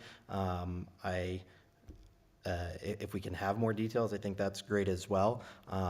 But it seems like, there's definitely a reason for why we're spending this money. It just may not be having that information at our fingertips or tonight to be able to present that information as well. So I don't want to go down this rabbit hole. I think it's important information to have. It's important that we are doing everything we can to educate our students no matter where they are. And yeah, some of that's going to come with a cost, but yeah, there's a balance to all of this. Yeah, absolutely. So I think we'll get there, and I think we can appreciate that conversation as well. So thanks to Jane and Laura for working on getting that information, and again, just giving us as clear as a picture as possible, so that we are equipped with the information at our fingertips, so that we can very quickly and easily explain these things as well. So I think, yeah, we'll get there. All right. Austin, do you have anything else? Nope, good. David? Yep. Good? All right. We will move on to the next agenda item, which I believe is policy BED. This is the second reading? Yes, it is. This was brought last meeting for first reading, and now second reading, and hopefully goes up to a vote and gets approved. If this does get approved, the major changes are, number one, delegates and individuals is going to be at the beginning of the meeting. So if this gets approved, starting next school board meeting on Tuesday, the 24th, delegates and individuals will be at the beginning of the meeting. We put into this document not only residents of Derry, but parents of currently enrolled Derry students. For instance, there might be a separation and one parent is in a different town. well, we would want that parent to be able to come here if their child in Derry Cooperative School District, and employees of the district who we to talk about. We figured it would be better if we put it right into the policy, as well as another major change is rather than sticking strictly to agenda items, items that are related to school or district business. So those are the major, within I put it forward to the school board for a vote. Right. Well, so thank you for that update, Austin. Motion to approve policy BEDH by Brenda. I'll second it. Second by Kearney. Any further discussion? I'm glad to See, hasn't gotten done yet. Hopefully you're I appreciate the, again, all the work that went into this as well, and balancing, the different things, because I know this has been something that has been important to a lot of people. So appreciate that. With that, all in favor? Aye. Aye. Any opposed? Seeing none, motion passes 7-0. So this is the, knock on wood, the last meeting that you got, anyone here in attendance has to wait and vote individual. So thank you. Austin, we'll keep it with you for actually, I don't think there is any person. I wish I did, but I have no changes in personnel at this point. Okay, and so then we'll just keep. We held our first school board fiscal advisory meeting in the West Running Brook cafeteria. Although a few members were not able to make this initial meeting, I still want to recognize our volunteers who are on our fiscal advisory committee. They are Christopher Brun, Carl Deneau, Bruce Kling, Erica Leon, Ken Linehan, David McPherson, and Stephen Schaefer. Thank you all for your time, input, suggestions, and support of the Derry 1 week from tonight for the advisory meeting. At the district opening session on Friday, August 25th at Pinkerton Academy Stockbridge Theater, we recognize staff members who have reached 20 or 30 years to the students, staff, families, and the Derry community. Although they all deserve the recognition, staff do not want to be asked to leave their seat and come up to the stage to receive their pin. I'm not quite sure why. But they thank me for not making them do that. So during my school visits, I have personally delivered the recognition pin to each recipient in their work area, their office, or in their classroom. And right now, I want you to please allow me to take a moment to read each of their names now so I can recognize them publicly and thank all of them for their dedication and service to the Derry Cooperative School District. The employees who have earned a 20-year pin are Amara Brown, Joe Crawford, Jen Drum, Louise Dyes, Liz Emis, Laurie Fleming, Jane Fox, Ed Goodwin, Sherry Hadachuk, Melanie Hartman, Kim Hildebrand, Linda Jezerski, Kathy Kennedy, Deb Constant, Andrew LaFrancois, Lukey Pretorius, Deb Richardson, Denise Richter, Marilyn Robinson, Stacy Rowe, Judy Solner, Deb Susie, Kerry Susie, Linda Wells, Michelle Wheeler, and Melissa White. The two employees who have earned a 30-year pin are Kelly Cogan and Jane Richardson. Please join me in giving all of these dedicated staff a round of applause.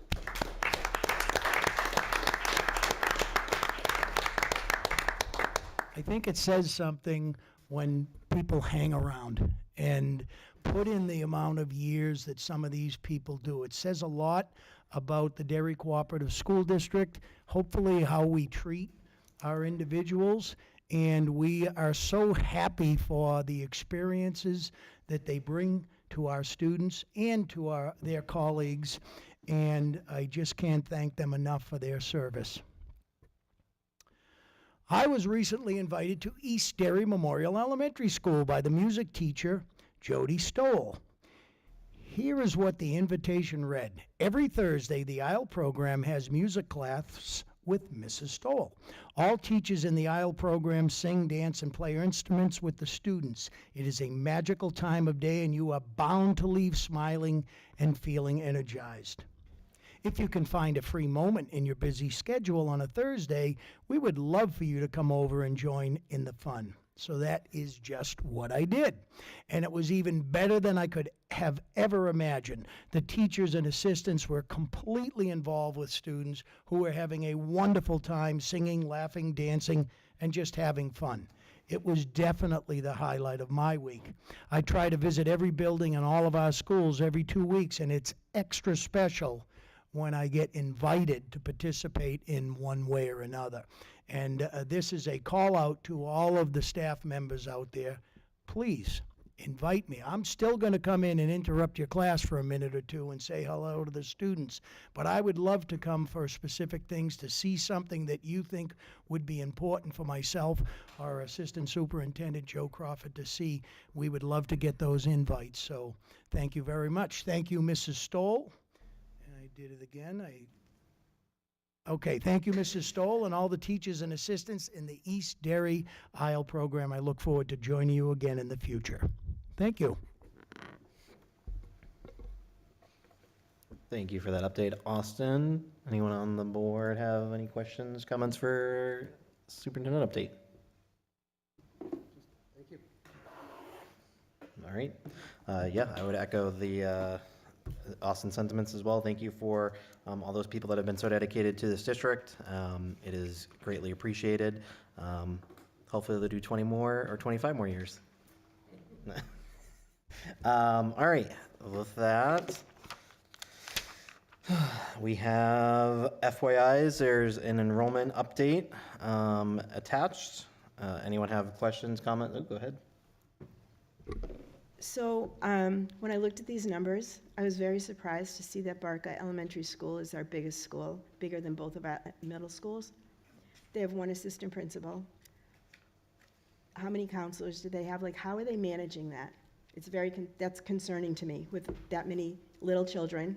Not that middle schools aren't important either, but they're bigger than both middle schools, and they don't have the staff to manage that the middle schools do. So what are we doing to help them, the staff there? I don't even know how many counselors they have over there. Well, they are the school that when we hired on the extra nurse, we housed the nurse in that building. They did have the highest number of kids with type 1 diabetes, which was helpful for that. And I will admit that that nurse gets pulled a great deal to go to other buildings and help out in those buildings.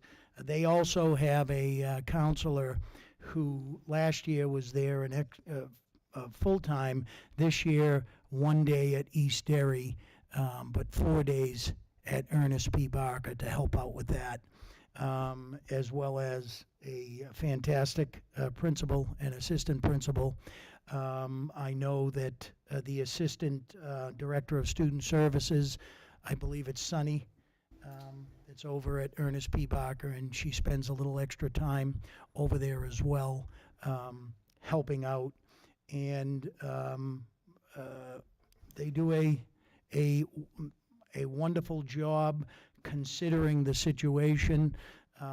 We knew that it was the elementary schools, and this was the first year that it finally happened, that's where we do not have the room. The room is up at the middle schools, so we do hope with moving the 5th grade up there, that's going to alleviate some of that. It's still going to be the biggest elementary school, no doubt about it, but as of next year, I believe, Joe, correct me if I'm wrong, Gilbert H. Hood's going to be close to 700, and West Runningbrook's going to be close to 650. So they have a counselor that's only there 4 days at Barca? They have the full-time counselor and a counselor so they have a second counselor 4 out of the 5 days. And when the nurse is not pulled to cover at other schools, they have a second nurse as well.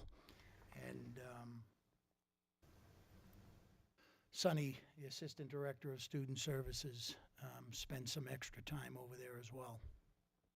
So I'm just more concerned about the needs of students and staff with that many children and counseling services, right? Because we know everybody, all of our schools are busy with their counselors. We've got one in, I don't know, what is that, 3/4 or something? There for 500 and almost 560 students. Right. It just doesn't sound manageable to me, and I'm just concerned. When I saw the number, I was very concerned, I'll be honest. And they have one assistant principal who's managing some of the issues that probably another counselor would manage. I think we should be taking a closer look at it. I mean, we have 2 schools that increased in population. Does Barca have students that are in other schools because of class sizes or when students enrolled? Or are they static now? Giving the 5th kindergarten teacher back to Barca helped them out. I do believe, and they could have a couple that might be overflow, but I do know of one, but it was parent choice because they had enrolled the child in daycare and all that, so Okay. They ended up staying at South Range for that reason. But it's something that we try to keep an eye on when you have different schools and different size schools and so forth.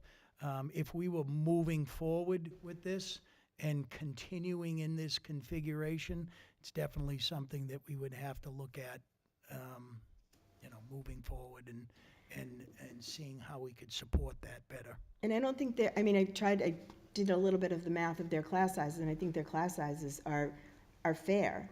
It's just they've had a boom in population at that school, and we should be keeping an eye on that. It just concerns me with all the need. Yep. And like you said, their class sizes are good. It's just that they have more teachers in each grade with more classrooms in each grade level than some of the other schools. Right.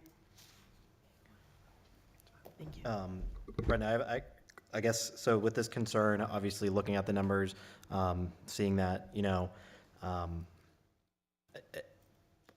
I know you say keep an eye on it. I guess, are you saying, is there potential that we should be considering or asking Austin if there is a potential need to hire another counselor for the remainder of this school year? Because I know as we're going into next school year and we're looking at this restructuring, I think this is one of the best examples of our district needing to go through this process of finding the best way where we can utilize the resources that we have to deliver the services that our students need, right? So that's where we talk about going to this, this K through 4, 5, 6, 7, 8. That gives us the ability, because we have room in the middle schools, to, again, right-size some of these schools as well.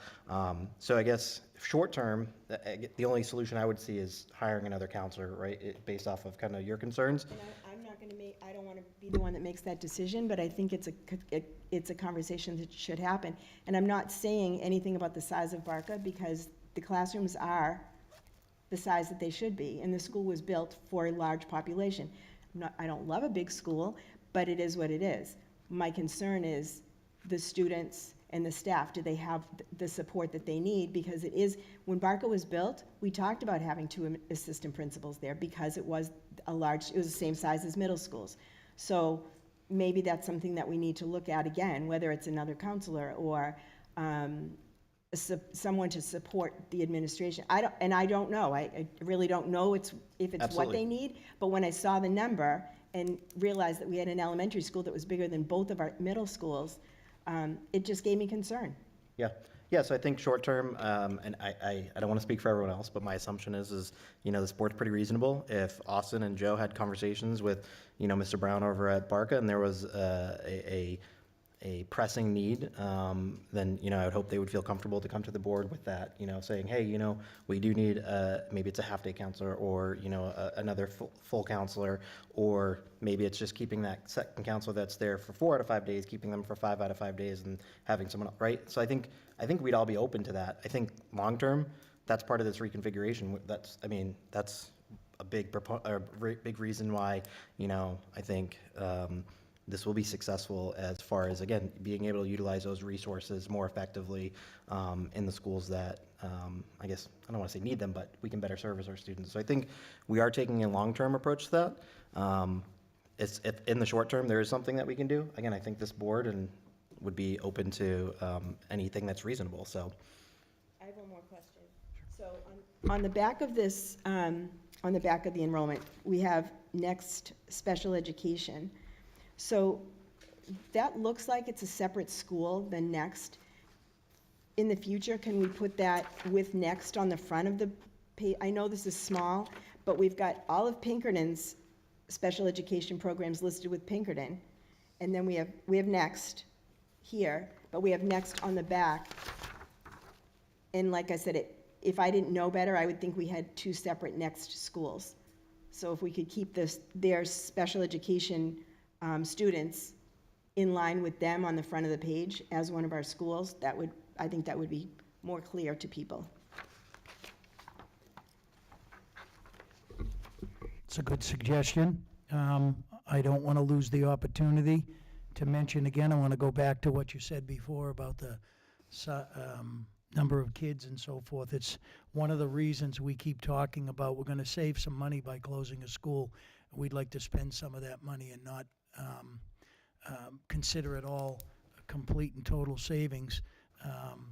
Looking at personnel and how we can support the district moving forward at a district level as well as at a school level. And we will need to look at what the numbers are going to look like at the schools to make some of those determinations around administration and counselors and nurses and that type of thing. So it's definitely something that we are thinking about. And as of right now, Dave and Annie over at Barker seem to be holding their own. They were very appreciative of the extra counseling services they have, as well as the extra nurse services. That's been helpful. But we will continue to keep our eye on it. all right. Thank you, Austin. Moving on to committees. Oh, sorry, Joe has an FYI. Yeah, just real quick, I shared a little bit of a flyer with you folks via email. Wanted to put it on your radar. The State of New Hampshire Department of Education has partnered with an organization called Graduation Alliance, and the program is called Engage New Hampshire, or Engage NH. And this is a program a lot of our sister neighborhood districts around have been using. Had a great conversation with the superintendent in Bedford about what they had done with this program. He was really pleased with some great results. So working really with middle school admin team to identify the students and families that would be best fit for this, and then hoping to get some information out to those families in the next few weeks. We just got to work out some of the bugs, but we'll be putting information up on the, oh, look at Cliff, he's so good. Putting this information, right now this isn't live on the website. Well, it's not accessible because we wanted to talk to you folks before we just put something up there, but we are going to put something up there that explains some of this stuff to families, and there's some links where they can go learn more. And this is a free program, so it doesn't cost us anything, and families can enroll on it on their own. They don't need to go through us. We're just going to identify with our teams at the middle school some students that could benefit from really extra help, tutors and things like that for free. So just wanted to make sure it was on your radar that you'd heard about it. Joe, quick question. So, and I may have missed this, so this may be my ignorance, but I know that we say this is Gilbert H. Hood and West Running Brook. Does this support, or does Pinkerton utilize these, or do they have access to these resources as well? Or do our students, I guess? So yeah, students at Pinkerton, they do have access to the same resources. It's so when this program first rolled out, it was only 6 through 12. They've now gotten approval to go K to 12. We have made a decision as our first go around working with our staff members to just focus on middle school right now.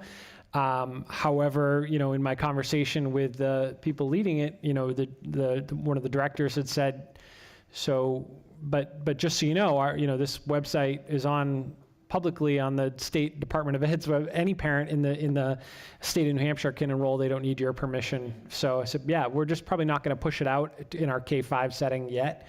We want to kind of make sure that it's appropriate for a 6-8 first. Yeah. Thank you.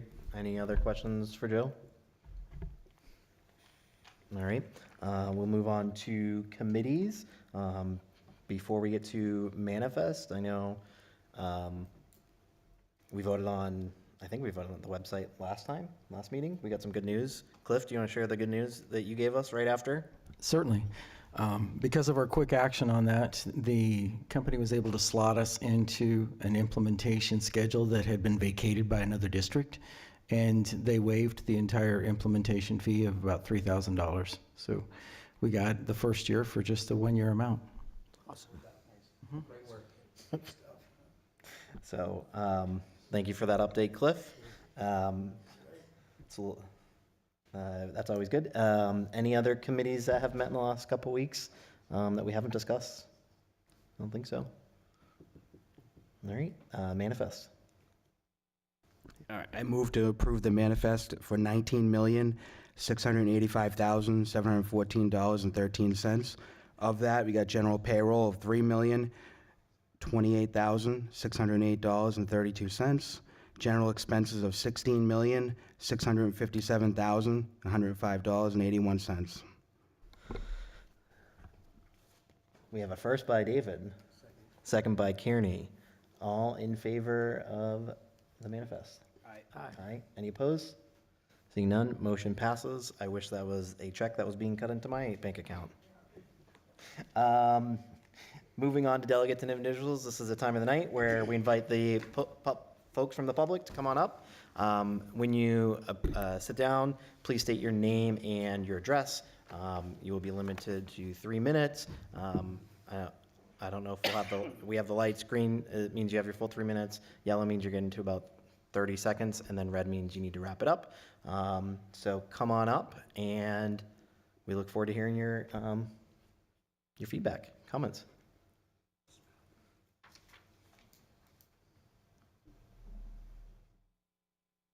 Not all at once.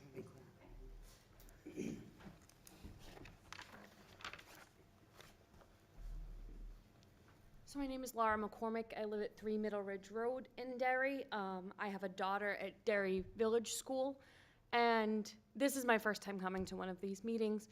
But what is the plan if the town does not vote to build this new school for these kids?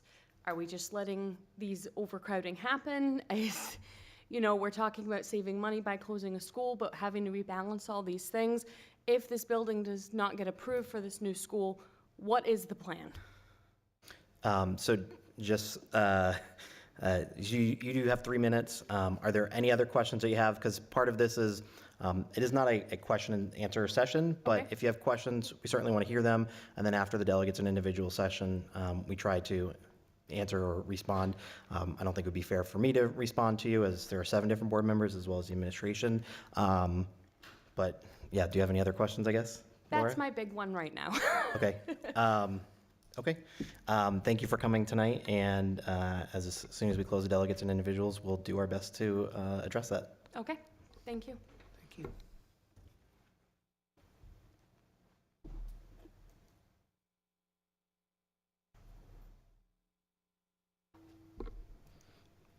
Anyone else? All right. Well, at this point, I would I'd close delegates and individuals. Obviously, we just had Laura up here, and I know she asked a question about what the plan is if there is not a new school that gets approved. I would open up to the board to kind of give their thoughts, and if no one else does, then I don't mind trying to give my 2 cents either. Thank you for the question, Laura. So one of the things we're looking at in our facilities committee beyond a new school is what Michael gave in his update. We're putting together a priority list for all the schools for capital improvements. This list was created back in December, but we need to fine tune it and update it for today. And, we have a meeting on Thursday, facilities meeting, to look at what the maintenance director and the staff bring to the table for that list. And the hope is to have a list to distribute for the next board meeting. That's the hope. And that will be one of 2 warrant articles for a vote in March. I can't give you an exact dollar amount right now because we'll have the meeting, but it's going to be in the range of $25 to $30 million, somewhere in that range, I suspect. And then we'll have the detail by school and what the priority lists are with as cost estimates as well per school. And if a new school does not pass, I'll speak for myself. It's a process that we have to be consistent and try to continue and try to build that support. If it does not pass for the following year. So that's kind of the thought process, but we do have that backup plan that hopefully people will recognize is important to fix capital improvements to all our schools that need it in the range that we talked about. But more to come on that, and we'll be distributing that as the committee finalizes the recommendations from the administration. I would say too, the new school isn't necessarily about alleviating overcrowding. The administration has said that the restructuring plan that we are on the path on right now is going to work with the schools that we currently have.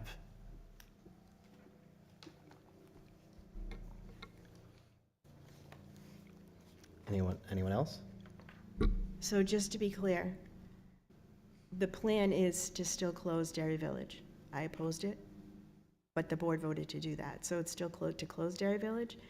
There's also the plan for South Range. So you just have to pay attention to what comes out of the facilities committee, because I don't think anything's really solved completely yet.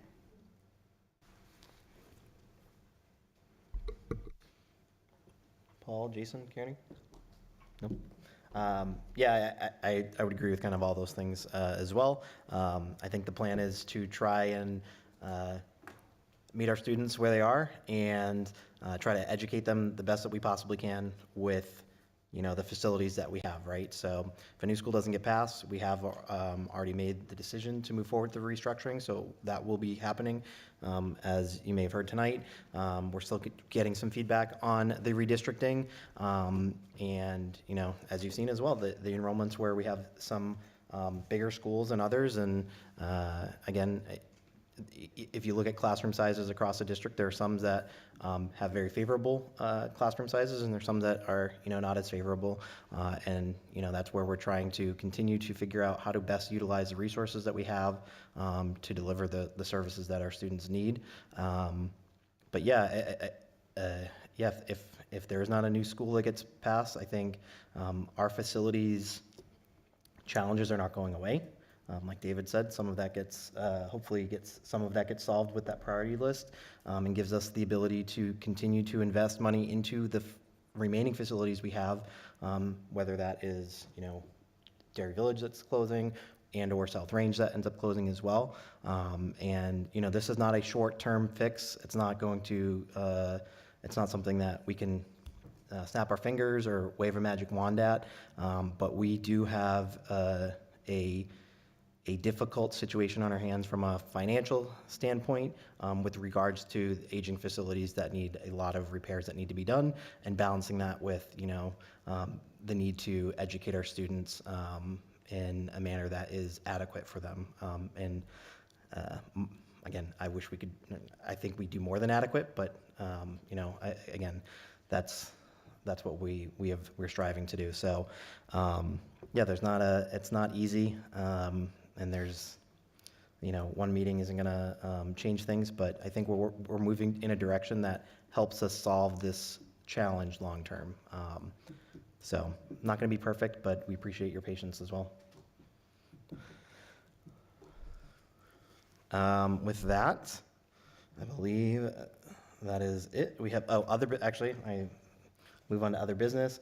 I know last time I mentioned the delegate assembly, which will be on this coming Saturday.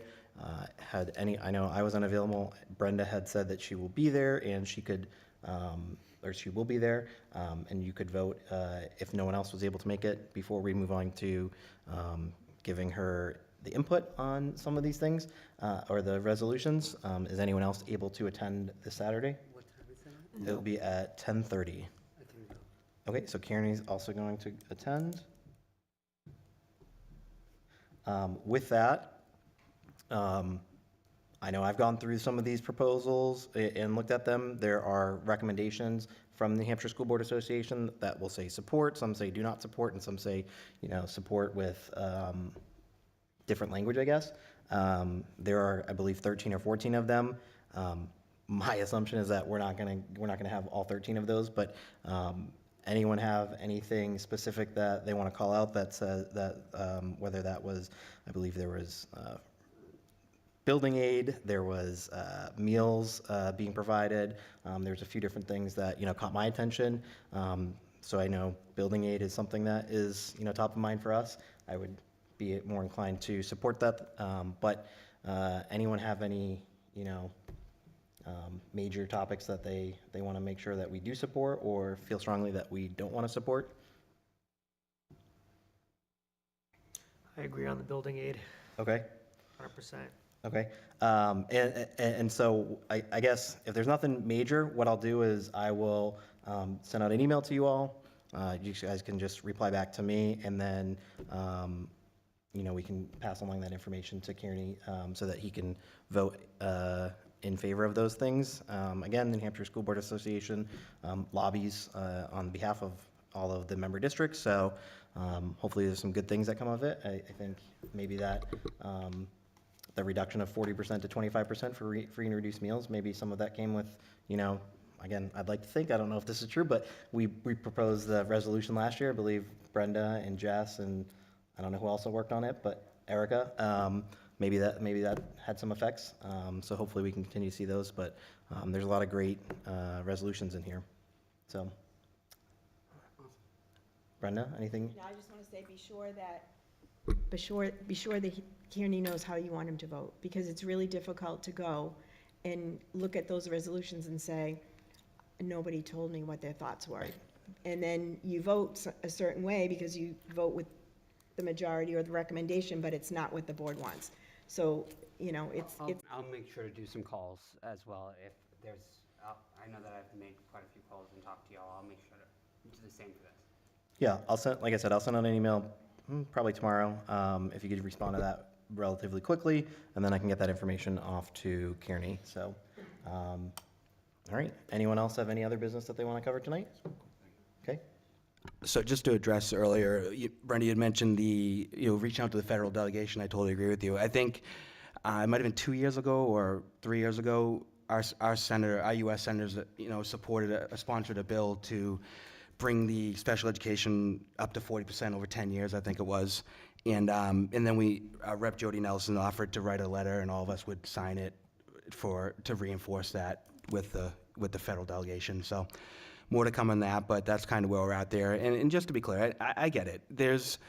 I'm in no way trying to cut costs for IEPs or anything like that. I just want to understand what's behind the numbers, and I think that's my job as a board member to understand that. And if we budgeted incorrectly, it's nice to know how we budgeted incorrectly, how we fix it moving forward. It's really just knowledge and understanding where we're at, and I think that's a responsibility of everybody to kind of have that understanding of the numbers. So that's what I was trying to drive at, and I think it just, the more information we have, the better our budgeting process will be and more accurate in the future. So that's the goal there, and I know I press on this a lot, but it's big numbers, and it's really to understand why we're at where we're at, and not to really say we need to reduce or whatever the case may be.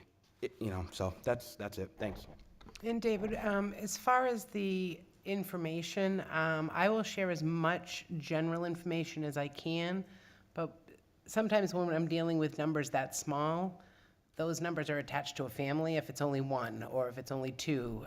So I have to be careful about how to give you that information, but I certainly don't have any secrets. I just need to figure out a way to give you that information without any confidentiality or any ill feelings on a family's part if that's where if that's what their child needs. So, but I will do my best to put that together in some kind of fashion. I appreciate it. And I think, we already have the information, the enrollment report. It shows the different programs. It shows how many kids are in the program. I just need to know the cost and the difference between what we budgeted and what the actual is. That's all I'm asking. So it's really that simple. And that will kind of crystallize where we're at, I think. I think that once you do that, it's going to prove out to where we're at, and that's the end of the conversation. But it's just nice to know to kind of be able to hone in on that. As we've been sitting here, I've been going through changes since last year. So when the budget's made, my crystal ball has to go way out there on things that I would not have imagined would have been the case, but things happen. There's move-ins, there's episode treatment, which there has been some new legislation where that kind of gets us as the district off the hook for paying for the educational piece, where that has in the past been, we make decisions, we kind of take the students or take the children that are needing more support at home, put them in residential settings that we obviously can't bus from because they're too far away, all of them. So that's increased some of our district as well. So, but has been some new legislation that now the DHHS is going to be paying for that during the, at 6 month clips. So I just have to figure out how to retro that to some other students that have already needed that treatment and are doing very well with it, which is the good news, but it's not necessarily my decision to pull them back. All right. Not seeing any other new business, so I will entertain a motion to close the meeting. Motion to close the meeting. First by Kearney, Second. second by Michael. All in favor? Aye. Any opposed? Motion passes 7-0. Thank you guys so much for watching and attending. Have a great rest of your week.